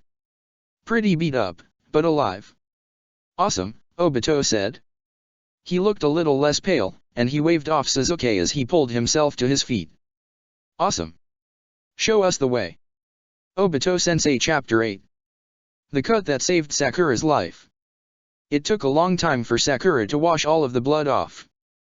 10 merchants had gone missing from Paper Hill, and Naruto had found 9 of them. The last, a man named Yako, was dead, killed by one of the cultists, just as the pinned woman had claimed. None of the merchants had known what had happened to his body. It hadn't been taken with them. They were all in relatively good shape, though none of them had eaten in at least 2 days. They'd been kept alive and unharmed, and nothing more. When Obito had asked them if their captors had told them anything, they'd all agreed that Haiden hadn't done much more than preach to them. The man had told them they were the key to his immortality. That had made Sakura shiver. Haiden already hadn't been able to die by normal means. Whatever the ritual beneath the lake had been trying to accomplish, she had her feeling that her team had accidentally averted something catastrophic. It had taken them about a half hour to find their way to the surface. Obito had been too tired to carry them out with his kamui. The merchants had all given Sakura and Sasuke frightened looks when they'd been led back to the main chamber by Obito. Sakura had never had someone look at her with fear before. She'd given the woman in the front a smile, thinking that maybe this was Haruka, and she'd flinched. Sakura had been a little offended, but now, in the water, she could understand. If a girl covered in blood had smiled at her, white teeth against dried red blood, she probably would have flinched away too. Okay, we're taking these guys back, Obito had said when they'd finally emerged from the cave system. It had spat them out in the forest, somewhere Sakura didn't recognize. Sasuke, you're up front, I'm in the back. Naruto and Sakura, left and right.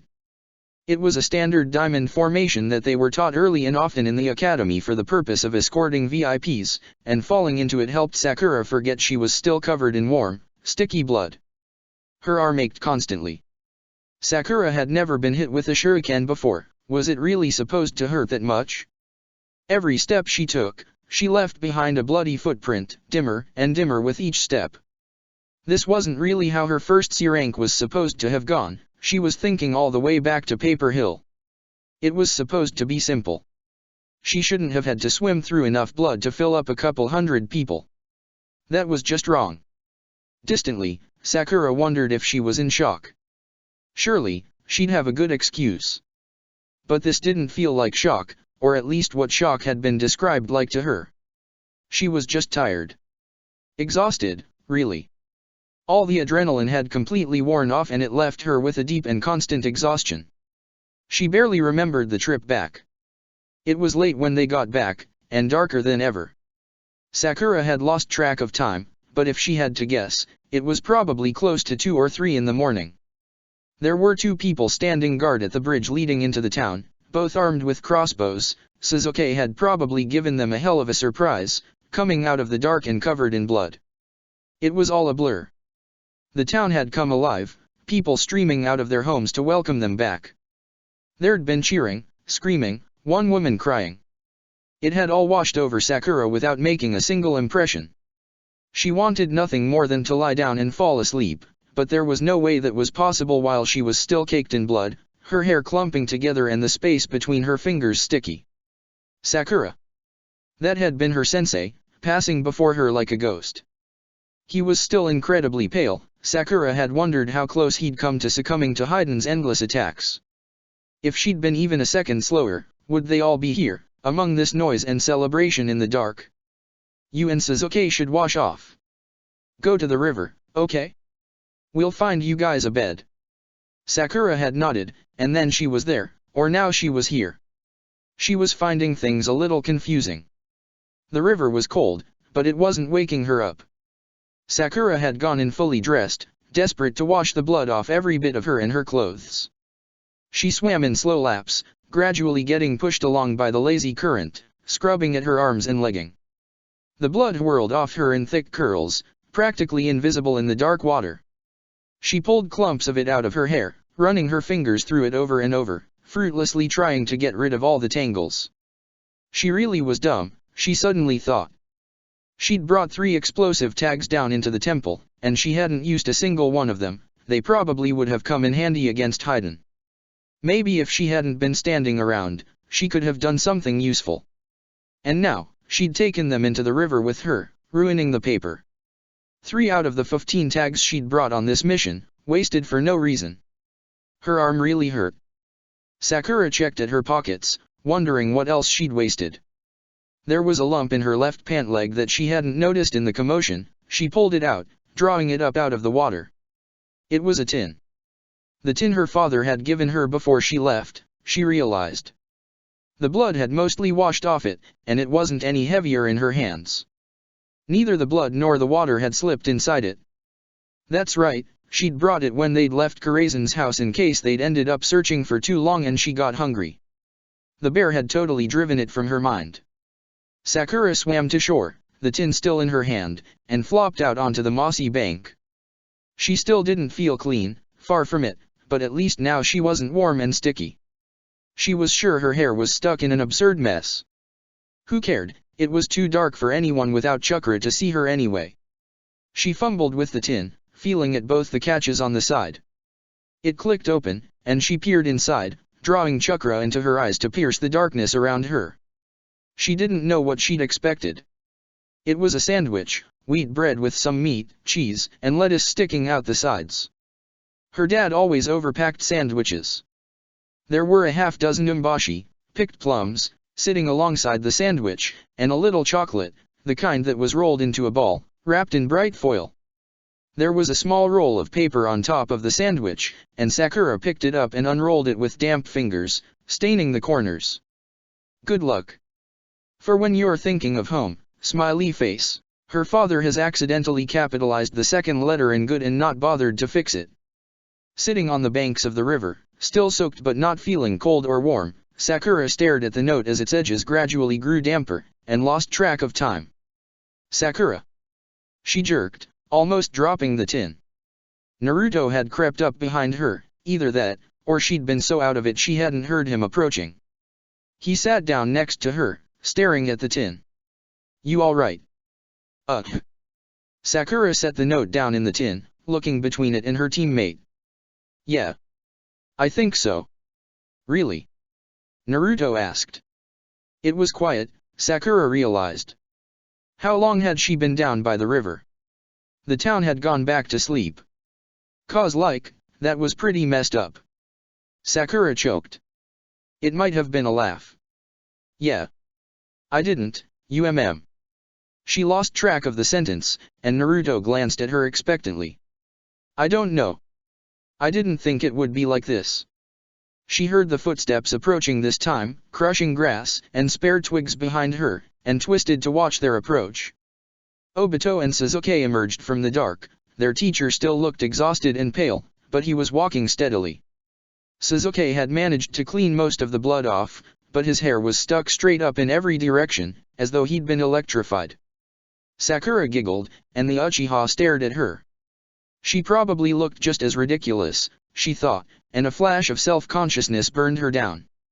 Let me tell you guys right now, Obito said, settling down on Sakura's other side. Sasuke walked ahead, looking out over the river. This is not what a C rank is supposed to be like. Well, that's a relief, Sasuke said, not looking back. I'd really rather not do that again. Same. Naruto shivered. I didn't even go in the blood. I don't know how you guys did that. We weren't thinking. Sasuke turned around. Right, Sakura. Sakura tried to remember exactly what had driven her into the pit of blood. She'd thought that she could do it, she remembered that, but beyond that sense of urgency and certainty. Yeah, she said quietly. We weren't thinking. You were so sure about the heart, Sasuke. I just jumped in right away. Well, Obito said, leaning back and lying in the grass. He looked and sounded like he was about to fall asleep. He was right. He sighed. What a mess. Well, hey, Naruto said. If this was our first C rank, all the others should be easy, right? He laughed, and the sound brought a bit of life to Sakura. Naruto had a nice laugh. It was guileless and loud, and couldn't be cruel. I mean, what, 20-something nutcases, some A-rank ninja dash. S-rank, Obito interrupted. Definitely S-rank. He pulled a small black book out of his pocket, it looked like a journal. I found him in here, he said, gesturing with the book. A bingo book? Sakura had never seen one before, but she'd learned about them. They held lists of all the notable rogue and foreign shinobi that were of interest to the Land of Fire. Obito was a jonin, after all, it made sense that he'd have one. Haiden, no family name. Left Yugakure, the village of Springs, several years ago after killing some of his comrades. His profile said that he was extremely dangerous, and had notable taijutsu skills. Nothing about being immortal though. He put the book back. That must have been new. Whatever he was doing with his heart, he was probably trying to make it permanent. It made Sakura feel a little better to hear that, for some reason. They'd done some good. They'd killed a monster before they passed beyond mortality. That made it worth it, right? Geez. Naruto whistled. Hey, since we killed him, do we get his bounty? That would be pretty cool. Obito laughed. Didn't even think of that. You're a greedy little kid, you know that. Naruto stuck his tongue out at him, and the Uchiha sat back up. Well, I guess I can consider it, he said. We could split it 4 ways, how about that? I got the heart, Sakura thought, and the bitterness of the inner voice surprised her. I'm the one who swam to the bottom. That would be nice, she said out loud. How much was his bounty, sensei? Obito squinted, trying to recall. Around 5 million, I think. Something like that. Sakura blinked, and Naruto almost fell over. Sasuke was the only one who was unruffled, watching them both with a grin. 5 million. Split 4 ways, that would still be over 1 million each. 1,250,000. That was as much as she would have made on, like. Sakura's addled brain tried to do the math. Most of her D ranks so far had made her about 8,000 ryo once the payment had been split up. 1,250,000 divided by 8,000 was. No chance. A lot of missions. A lot of money. She settled on that. Good enough. What do you have there, Sakura? Obito asked, peering at the tin in her hands. Sakura blinked, looking down at it. Some extra food, she said. My dad packed it for me. She found that she wasn't hungry at all. Do you want any? It's some umbashi, and a sandwich. Her sensei smiled at her. I'm good, he said, waving her off. Appreciate the offer. Umbashi? Naruto asked, scooting over. Hey, that's the stuff you said you liked, right? How is it? Sakura was surprised. They'd made their reintroductions to each other when the team had first been formed months ago. Naruto hadn't really seemed like he was paying attention at the time, but he'd pulled that out so quickly. He must have been after all. It's a little bitter, she said, offering the tin. Naruto reached over and plucked out one of the plums, looking at it doubtfully. But it's good. It has a really nice texture. Naruto took her word for it and plopped the plum in his mouth. He chewed thoughtfully, his lips twisting. Yeah, he laughed. Definitely bitter. But it's not bad. The Hokage-san smiled at her, and Sakura felt a little less nauseous. How's your arm? Sasuke asked, and Obito's head jerked up. Her arm? He asked, and Sasuke glanced at him. You didn't notice? He asked, and Obito made a disgruntled face at him. I think I was busy fighting the immortal guy, Sasuke, he muttered. He looked over to Sakura. Did you get hurt? It was nothing, Sakura said, feeling a bit of shame. Naruto and Sasuke just had some scratches and bruises. Obito had been stabbed clean through the arm, but he didn't seem to give it much mind. Her own injury felt petty and stupid in comparison. I got clipped by a shuriken, while we were running. I didn't even notice it. Let me take a look. Obito fully sat up, and Sakura presented her tricep. He took hold of it, gently rotating her arm and examining the cut. It had already stopped bleeding, partially scabbing over, but it was still 3 or perhaps 4 centimeters of muscle removed from her arm, and it stung constantly. You went in the blood with this? Obito asked, and Sakura nodded, biting her lip. I didn't think I had a choice, she said.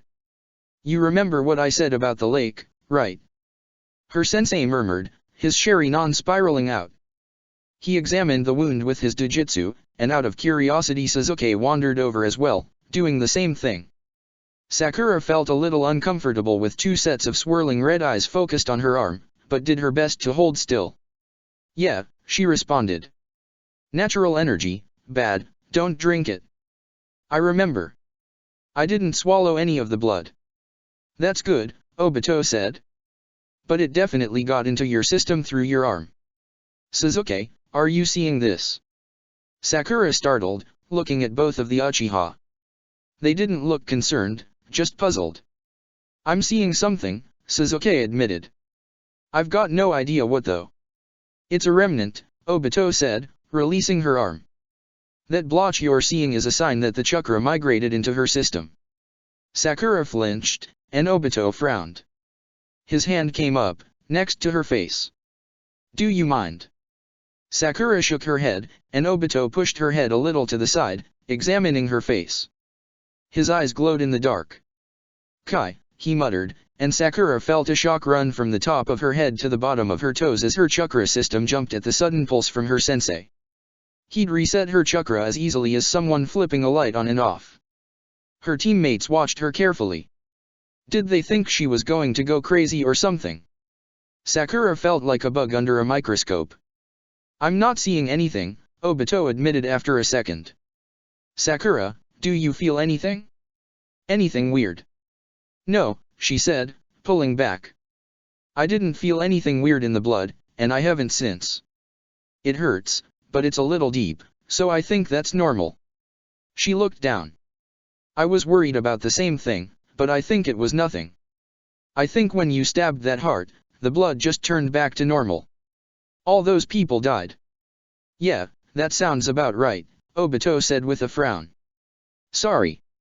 We're just dealing with something pretty strange here, you know. I think you're fine, but when we get back, I'd like you to see a medic, alright? Just get a checkup, make sure nothing is blocked up or anything. Sound good? Sounds good, Sakura nodded. Cool, Obito said, looking like he was going to fall asleep again. Had using his Sharingan, even just for a minute, tired him out that much? Cool. Karazen's offering us some beds. I say we take them and leave tomorrow morning. Get back and report the mission success, you know. Mission success. It sounded strange, but that was what it was, Sakura thought. They'd completed the mission, even though they'd come up against the worst possible situation. 24 crazed fanatics and an S-ranked ninja, all immortal to boot. But right now, they were the ones sitting by the river, alive and discussing what they'd do tomorrow, and all those people were dead.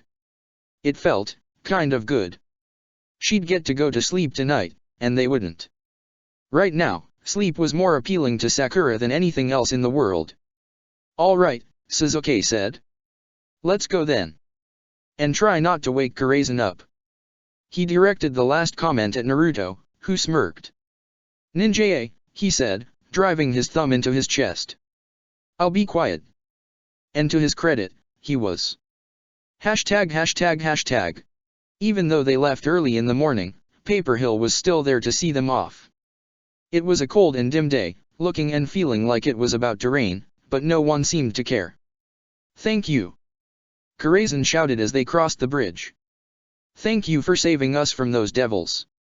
The whole town shouted in agreement, showering Team 7 with praise, and Sakura felt herself blush. Of course. Naruto was walking backwards, waving and jumping and shouting just as loud as the civilians. Thank you for the food. Have a good one. Obito just waved, Sasuke did the same. Sakura turned, and made eye contact with Haruka. The woman didn't flinch this time. She smiled, and after a moment of hesitation Sakura smiled back. She waved, and the town cheered again. It only stopped when they were out of sight. That isn't normal for C ranks either, Obito said with a grin. So don't get used to it. People usually aren't that glad to see shinobi. Why not? We're pretty cool, Naruto said, and Sasuke rolled his eyes. If shinobi are showing up outside the village, it means something needs fixing, he said, giving his friend a poke. Naruto swatted at his hand, and the genin nearly devolved into a slap fight before Naruto hopped ahead with a laugh. We got lucky this time, this was an easy fix. Next time it might not be so easy. Well, Sakura said, and her teammates looked at her. It might not be, but let's hope. She smiled. That was kinda nice. No kidding, Obito said, before suddenly snapping his fingers. He stopped, and so did his students. Hold on 1 second. Almost forgot the body. He whirled out of existence, and Team 7 was left alone in the woods. Man, Naruto said, looking around. Think there's another bear around or something. He laughed, and Sakura laughed too without much thought. It felt nice to just laugh at a stupid joke. It helped her forget there were still bits of coagulated blood in her and Sasuke's hair. All right. Obito swirled back into existence right where he'd been standing. Body's secure. Now we can go. Team 7 headed back towards Konohagakure and left Kami no Soda, which they had saved from an unspeakable fate, in the past. Obito Sensei Chapter 9. Doubt. When Sakura got back home, she paused at the threshold to her family's home, and scratched at the bandage on her arm. It itched. She wondered why she'd stopped, hefting her pack, and realized it was because she didn't want her parents to ask about it. Even though she desperately wanted to lie down in her own bed before she went to the hospital, if just for a couple minutes, she wasn't sure if she wanted to face her parents yet. Her mother would fuss, her dad would ask what had happened. She took a deep breath and opened the door. It was unlocked. No one in Konoha would dare to rob the homes of a shinobi, and even if they were stupid enough to try, they'd be caught in short order. "I'm home." Sakura waited for an answer, but none came. She took an uncertain step inside, slipping through the doorway. There weren't any shoes out in the entrance. She kicked hers off, and set her pack down. Sakura walked down the hall, her feet cold against the wood floor, and stepped into the kitchen. There was a note on the table, a piece of paper curved into a V and propped up into a little roof with her father's scrawl on it. "On a mission," it read. "Last minute. Should be back tomorrow. Left some instant ramen for you. Hope the mission went well." Sakura stared at the note. She felt like all the air in her lungs had just vanished without her having a chance to breathe it out. Her mother had left on a mission as well, a recon job, about 3 days before, with no indication on when she'd be back. Her father had just returned from one yesterday, and yet he was already back out in the field. She wondered if it was with Special Jonin Anko again. Her dad had said she was a tough leader, but he seemed to enjoy working with her. Alone in the kitchen, with nothing but another note from her dad, Sakura didn't know what to do. She didn't know whether to sit down right there on the kitchen floor, or head to her room, or just stand there for the rest of the day staring at her father's note. She might have been dreading it, she realized, but in reality the only thing she wanted more than her bed right now was her parents. Her face twisted. She turned around, stomping out of the kitchen and up the hallway stairs to her room. When she got there, she collapsed into her bed face first with a sigh. S-rank ninja, she thought to herself blearily. We ran into an S-rank ninja the very first time we left the village. What kind of luck was that? Her hair was still stuck together. Why was she lying down? Dumb. Just like ruining those tags. She couldn't even do things in the right order. Groaning, she rolled out of bed and wandered to the bathroom. The Harino family's shower had always been slow to heat up, and Sakura took her time undressing, her movements slow and sore. She only stepped into the water when the bathroom mirror had begun to fog over. The water was hot, probably hotter than it should have been, right on the threshold of enjoyable and painful, and Sakura felt her shoulders relax a little, the water pouring over her. She was still tense, she realized. S-rank ninja. Hair still full of blood. Why wouldn't she be tense? Her arm twinged as she brought it up to probe at the mess that her hair had become. Stupid. You were stupid. You would have died if you hadn't hit that shuriken out of the air, and that was just luck. She felt a little faint. The water really was way too hot. She didn't change the temperature. Sakura ran her hands through her hair, wincing at the knots, and scrubbed viciously at her arms and legs, trying to get the last of the stains out. Up, down, up, down. Her arms were going automatically, she'd forgotten to grab any soap. She reached out for it, the motion feeling weirdly foreign. She'd had to swim to the bottom of that pit. Sakura was sure she'd dream about that tonight, like she had the night they'd spent in Paper Hill. The heat, the weight, the darkness. The sound of Hayden's heart, the feeling of it bucking in her hands. She felt nauseous again, and itched the cut on her arm, feeling the burn of the water running over it. It had finished scabbing over, but the water made it sting even more than before. What kind of luck was that? Well, maybe it was a little lucky, since Obito had been with them. She'd have to go pick up the promissory note from the mission office after the hospital, when Team 7 had given their briefing with Obito to Irika, who'd been watching with disbelief the whole time. Her academy teacher had told them to come back later for the bounty money. Even split 4 ways, it would take him a little time to get permission to issue it from the Land of Fire's government. She wondered what he'd thought of her. Irika was a Chunin. He must have noticed the blood left over on her and Suzuki. What could she do with the money? Sakura had never had that much money before. She'd be able to keep it. Her parents had promised her that whatever she made on her missions was hers to spend. She'd give some to them, of course. Sakura had no idea what she'd do with over 1,000,000 ryo. Her family could afford to not run missions for months, with that. Maybe that would be nice. Not months. But a week or 2, just relaxing. Sakura laughed, getting a little water in her mouth. Only one mission outside the village, and she was happy to sit in it for as long as she was allowed. The world was big, she'd known that, but she hadn't figured it would be so full of scary people. Ah, that was childish. Sakura rinsed the last of the shampoo out of her hair, and then went for the conditioner. She scrubbed the remnants of the blood out, feeling the knots and clots with her finger, and watched it run down the drain. Her hands curled into fists, before she shook them out. Focus, almost done. She ran her hands down the whole length of it more than a dozen times, working out all of the tangles. The villages were always fighting, and there were plenty of people besides them out there who fought each other too.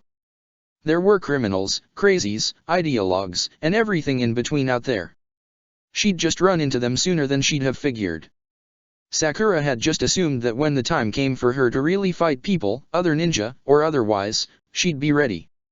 That she'd have trained enough, or had some realization about the nature of the world that would make it easy. But that hadn't happened. She'd snatched up an S-ranked ninja's beating heart and offered it to her sensei like a blood sacrifice of her own, and she hadn't been any different before or after. She didn't have clarity now. She just had a headache, and dirty hair, and maybe some money later in the day. Sakura didn't really know what that meant. Maybe she wasn't smart enough to understand it, or maybe she was just too tired. She wasn't sure how long she was in the shower after that. Sakura stared at the drain, the water pounding the back of her head, until the heat faded and the shower began to run cold. She left the bathroom with 2 towels, the second was wrapped around her hair, trying to dry it out. She drifted back to her bed and slipped under the covers, sinking into her pillow. Her hair was growing cold against her scalp, but still, Sakura felt her eyes drifting closed. A nap couldn't hurt, she thought. 30 minutes, then she'd go to the hospital for her checkup. 30 minutes would be fine. That'd give her the energy to manage the rest of the day. Her eyes closed, and she woke up 2 hours later. Sakura rolled over, groggy and even sorer than before, and sighed when she spotted her clock. Shit. ####. When they were finished talking, Naruto and Sasuke found themselves sitting in silence for an uncomfortably long time. Their mothers watched them, both of them completely unreadable.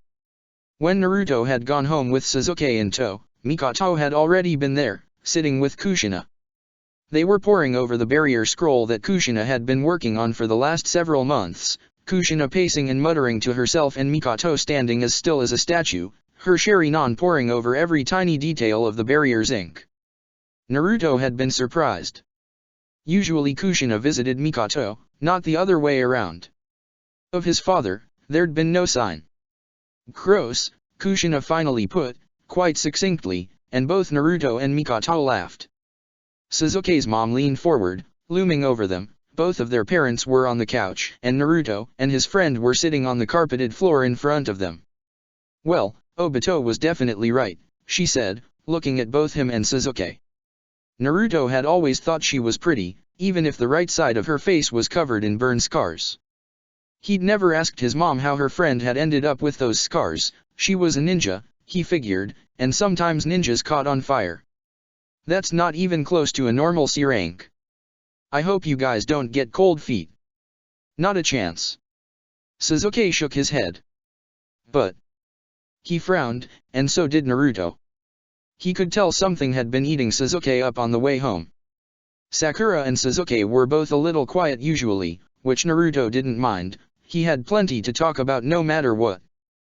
But when they'd been heading back to Konoha, they'd been extra quiet. It wasn't any surprise. They'd both gone in that pit. Naruto didn't know how he would have handled it. He wasn't afraid of blood, but he also wasn't afraid of, like, snakes, and if he'd been forced to jump into a really deep pit absolutely full of snakes, he was positive he'd come out happy to never see any kind of reptile ever again. Sasuke didn't seem like he was in shock or anything, but Sakura had gone all the way to the bottom and actually grabbed Haiden's heart. She'd just gone home, he suddenly realized. They'd all said they'd catch up later at the village gates and gone their separate ways, with Naruto and Sasuke going in the same direction. Sakura had just gone home. They hadn't invited her or anything. Well, that made sense. She probably wanted to see her parents, the same way he had. We're pretty weak, huh? Sasuke said, finishing his thought, and Naruto looked at him, his face scrunching up in confusion. Eh? He asked.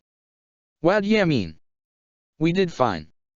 Obito did fine, Sasuke said as both their mothers watched patiently. We would have died before we even understood we were in danger. He's right, Naruto, Kushina said, and Naruto switched his confused look to her. You all did very well, but it was just good luck, and Obito, that let you walk away. Naruto frowned. He knew she was right, but he didn't like accepting it. The academy had been kind of easy. If he wanted to learn something, he could buckle down and do it, so long as his parents kept him focused, and he'd be done in a week or two. It had always been that way. The academy was just school, but it still made sense to him that if it was easy, being a real ninja would have been too. But he'd almost died on his first real mission, and the only thing that had saved him was Obito being a real badass and Sakura being able to hold her breath for a long time. So obviously that wasn't a case. Being a ninja was way harder than learning to be one. Okay, he said. Yeah. That makes sense. He looked back to his friend. So let's get stronger, Sasuke. Sasuke shrugged. I don't think we have a choice, Naruto. His eyes grew a little darker. I don't think I have a choice. Naruto flinched. Sasuke had told him, maybe a year ago now, what his mom Mikoto had told him about Itachi. His friend was right, he didn't have a choice but to get stronger. He sometimes forgot that, even if it was fun to come up with fantasies about beating Sasuke's brother up for what he'd done. Forgot about that, Naruto said, trying to draw Sasuke's thoughts off his brother. Let's just make it so next time, we can actually help Obito, instead of him having to protect us. Hopefully, Kushina chimed in, that's not going to come up again. Well, duh, Naruto said with a grin. But just in case, right? If we're gonna be Obito's students, we gotta try to surpass him. That's what Dad always says. Kushina laughed. Good point, she admitted. Well, what's your plan then? Naruto jumped to his feet. First, I'm gonna figure out Dad's jutsu. The raise non? Mikoto asked. Naruto was glad to hear that she sounded a little surprised. His dad had told him that he was giving him an A-rank jutsu, the first he'd ever tried to learn, and if Sasuke's mom knew it right off the bat like that, then Minato hadn't been messing with him. Yup. Naruto started pacing a little, the same way his mom had been before they arrived. He told me he'd teach me the next step after I figured out how to pop a water balloon with just my chakra. It's really tough, but I think I'm getting there. He stopped with a wide grin. And once I've got it figured out, Sasuke can just copy it with his Sharingan. It's not quite that easy, Mikoto said, looking at her son. You know that, right? Yeah, Sasuke said quietly. Even if Naruto figures out the jutsu, I'll need the chakra control to actually use it. I'm going to have Obito teach me water walking, I think that's a good place to start. Mikoto nodded, and Sasuke cocked his head. Did Obito go to the compound? He wasn't heading for his apartment. Obito, Naruto knew, was one of the very few Uchiha who lived outside of the clan's isolated compound. He'd asked Sasuke about it once, and his friend had shrugged and told him that his relative wasn't very popular with the rest of the clan and vice versa, whatever that meant. Neither of them were sure why. Obito was pretty cool, as far as Naruto was concerned. If most of Sasuke's family didn't like him, they were probably stupid or something. I'm not sure, Mikoto said. He might have been going to visit the memorial. He usually talks with his brother a little after a mission. Obito has a brother? Naruto asked. He'd never heard any of this before. Had, Mikoto said quietly. His name was Shisui. Oh. Right, the memorial. You didn't go there to talk to people who were still alive. Naruto shrunk down a little, feeling like he'd stepped over an invisible barrier. Mikoto wasn't mad, and neither was Sasuke. They were both just sad. It made him uncomfortable. What about Sakura? His mom asked, and Naruto grabbed at the sudden lifeline to escape the awkward silence he'd created. What do you mean? Naruto asked, and his mom wrinkled her nose. You and Sasuke are both gonna get stronger, she said. You're gonna teach Sasuke the raise non. What about her? Oh. Naruto said. He blinked. He hadn't even thought of that. I mean, I could, I guess. When we figure it out. I don't know if she's super interested in ninjutsu. Actually dash. He smiled, remembering the cave. She was really good with a sword. A sword? Kushina asked, and Naruto pantomimed the Chokugyo that Sakura had picked up, swinging the invisible blade around. Yeah. It was awesome. He said. She grabbed a sword from one of the crazies and bam. He swung the imaginary blade again in a quick diagonal cut. Sakura had been a lot more scared, and she'd screamed a little when she'd swung, but his mom didn't need to know that. Knocked a shuriken right out of the air. Scared the guy who threw it so much he just froze. She held onto it the whole time too. Sounds pretty impressive, Mikoto said. Maybe you should bring that up with her and Obito. He's always had a knack for kenjutsu. If she's interested, he'd be an excellent teacher. Not a bad idea, Sasuke said, leaning forward. It would be nice to have someone with blade skills on the team. I don't think either of us are very inclined towards it. Well, that seems like a good place to start, Kushina said. Keep it in mind, huh? She rose off the couch. Anyone want a snack? ####. Sitting without company in a bustling restaurant, Obito Uchiha wondered, not for the first time, why for the last 7 and some years he had usually eaten alone. It wasn't because Obito didn't enjoy spending time with people, or having meals with them. Sometimes, he thought it might just be a bad habit he'd fallen into. Even after Kakashi had died, he'd still done his best to stay connected with people. His newly evolved Sharingan had made him an object of interest with his clan, and his sensei had been careful to make sure he didn't grow apart from his comrades. It was a danger for anyone who'd lost teammates, and Obito had avoided it handily. After all, avoiding things was his speciality. Yet, after Itaki had left the village, Obito's life had grown quieter and quieter. He'd been less welcome with his family, and his teacher and teammate had grown busier and busier. He had friends, or at least he thought he did, but he'd started taking so many missions that he'd rarely seen them. Maybe that was why Minato had stuck him with his son, and Sasuke, and Sakura, Obito thought. To get him to slow down. It was a strange feeling, but he didn't mind having a team to train at all. It helped that he'd known 2 of them rather well right off the bat, even though that had just made him feel guilty about Sakura. His food arrived, he'd decided on a gyudon. Obito had always preferred simple and savory food, stuff he could make on his own if he needed to. Beef, rice, veggies, maybe a bit of soy sauce, that was all he needed to be content. He thanked the waiter, and the man gave him an uncomfortable smile before going to help another booth. Sakura, he thought, picking up a set of chopsticks and mixing together the beef bowl until all of its carefully placed layers were helplessly inseparable from one another. He didn't get why this restaurant did that. Who wanted to eat the beef, then the veggies, then the rice? They were way better mixed together, right? Maybe it was just a presentation thing. His female student had surprised him. Obito had been watching her carefully on their first C rank together. He'd already been confident that Naruto and Sasuke would be able to handle whatever came their way. They had the competence, and the mentality. He'd been right and wrong about that, turned out. Even if Sasuke was smart for his age, and knew plenty of Uchiha techniques, he still had the judgment of a teenager. Obito's heart had almost stopped when he jumped down to intervene with his fight against Haiden, and the rest of the team had followed him. Obito wished he could just call them stupid, but he wasn't under any illusions. Haiden might have killed him if not for their help. He'd been steadily cutting the man to shreds, but he'd been almost exhausted by the end of the fight. Just a bit of bad luck, some sloppy footwork, and that scythe might have punched a hole in his heart or his head instead of his arm. Sakura had been the one to jump into that pit. Sasuke had gone first, but he hadn't been able to actually reach the heart. Sakura, the one who he'd been worried would crumble under pressure, had gone in without hesitation. She'd endured all that blood and seized Haiden's heart. That was good, he thought.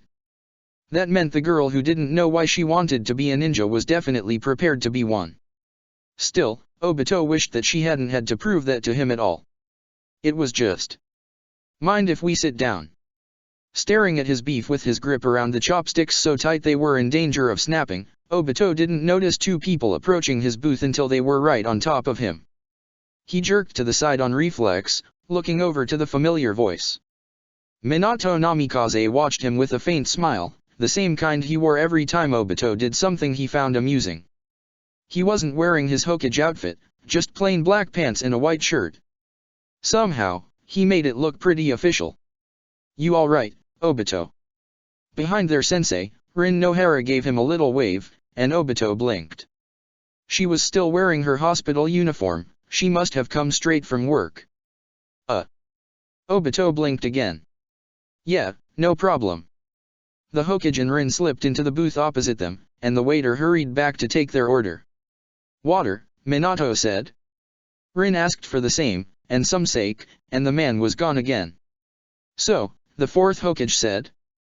I've heard from a couple people now that you guys had an interesting mission. Obito laughed.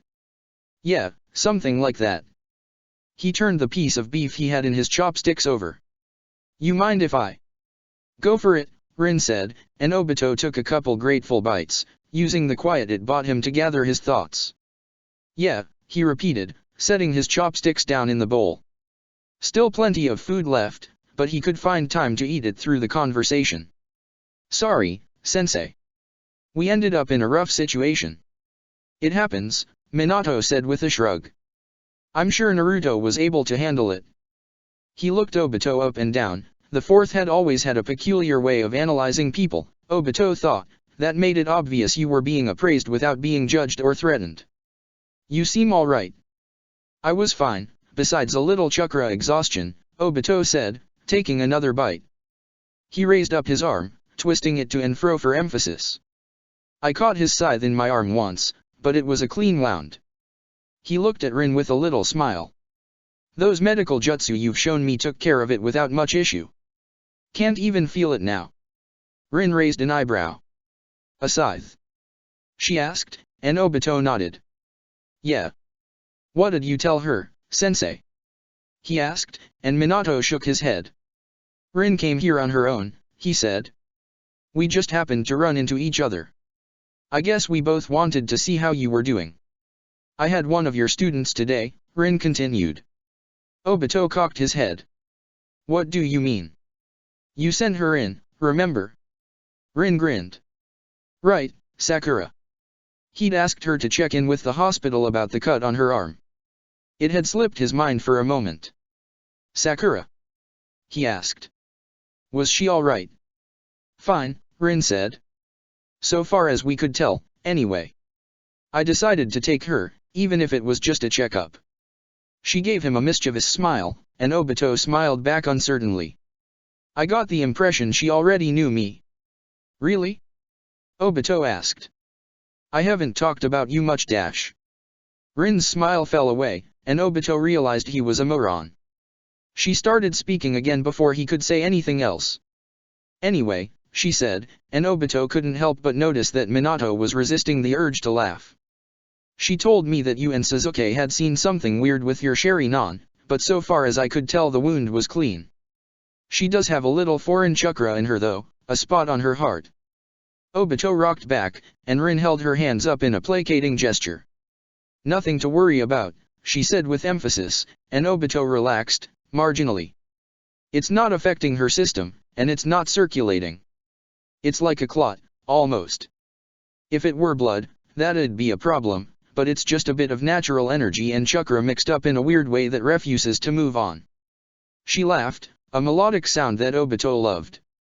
If she tried unlocking the 8th gate she might have some complications, but if she did that she'd be dead anyway, so. Right, Obito said. Well, that's a relief. Swimming through all that blood was bad enough. If it gave her trouble, He didn't know how to finish that sentence. What would he do? Feel bad? He already felt bad for letting his team get put in danger. The waiter arrived with drinks, and Minato took a sip of his water. Obito, he said. You're pouting. Obito straightened up self-consciously. He'd always been self-conscious of how round his face was for an Uchiha. He thought it made even a marginally unhappy expression look like a pout, which was why he tried smiling so much. "Sorry," he said, frustration leaking through. Minato and Rin watched him curiously. "I'm just sorry," Rin asked, and Obito shook his head. She reached for her sake. "I feel stupid," he admitted. "I didn't want to put any of them through something like that. I picked a C rank that I thought would be simple and easy, to ease them in. I just wanted." He searched for a better word, and was unable to find it. "I just wanted to keep them safe, I guess." "You did," Rin said. "Nothing to worry about there." Obito frowned. "I wasn't good enough. Even just 2 months of staying in the village with them put me out of practice. And I let them talk me into too much. Naruto wanted to go ahead, and I let him. I just made him stay behind me. If I'd been thinking straight, I would have just kept them in the Kamui. I should have just sucked them up the moment things started getting weird." He dropped his head. "I told you, Sensei. I don't know if I was ready for a team. I let them down." The fourth Hokage watched him for a moment, and Obito stared into his bowl of half-eaten beef, his gut churning. "Obito, I gave you my son, you know," Minato finally said. "I wouldn't have done that if I didn't think you could train him and keep him safe." Obito looked up, and the Hokage crossed his arms. "Your Sharingan is amazing enough that your main issue has always been self-confidence," he said, and Obito felt his face go red. It was a little brutal to say it so straightforwardly, wasn't it? "Shinobi never stop learning, and that team is another lesson for you. You're definitely worthy of being their teacher." "Minato dash," he started to say, and his teacher raised one hand. Obito stopped. That was a Hokage motion, not a Minato one. "Sensei always said that a shinobi is one who endures," Minato said, looking Obito dead in the eyes. He was one of the few people who did that. Even other Leaf Ninja usually didn't look into Obito's Sharingan. He'd heard it around a couple times that it was considered bad luck. Obito wondered where Jiraiya was now. He'd trained under the Toad Sage himself for a little over a year, sometime after Minato had officially been appointed as Hokage, and sometimes he found himself missing the melodramatic giant of a man. And he was definitely right about that. Minato leaned forward, setting his elbows on the table and clasping his hands. "But we all know," he said gently, "that being a shinobi is more than just enduring. A shinobi is also one who sacrifices." "I know it." Obito couldn't help but hear those last words in the echo of his teacher's own. "No one had to sacrifice anything this time, Obito," Minato said with a smile. "Just their hygiene, I guess, if what I heard about what Sasuke and Sakura did is true. You can try to keep your team as safe as you want, but if you don't succeed, that's not a failure on your part." He understood what he was talking about. Obito knew. Minato was the one here who had actually lost one of his students. "If they have to sacrifice," Minato said, "then all that's happened is they've learned what being a shinobi is. You don't have to worry about keeping them safe from that." "I'd really prefer to," Obito muttered, feeling like he'd lost an argument no one had been having. Rin laughed. "That's nice of you, Obito," she said with a smile. "You're always too nice for your own good. Don't worry about those kids. They'll be fine. Just focus on training them." She winked. "If you make it so they can protect themselves instead of you having to keep an eye for them, that'll be a lot easier on you, right?" Obito sighed. "You always were the smart one, huh?" Rin's smile grew a little sadder. "Well, someone had to be after Kakashi was gone," she said. "I didn't see you stepping up." "Rude," Obito grinned, taking another bite of his beef. A thought occurred to him. "Do you guys want to stay for dinner? Or do you have somewhere to be?" "I could eat," Rin said, and Minato nodded as well. "Cool," Obito smiled. "It would be nice to not eat alone again for a change." "Cool. Check the description for the links to the author."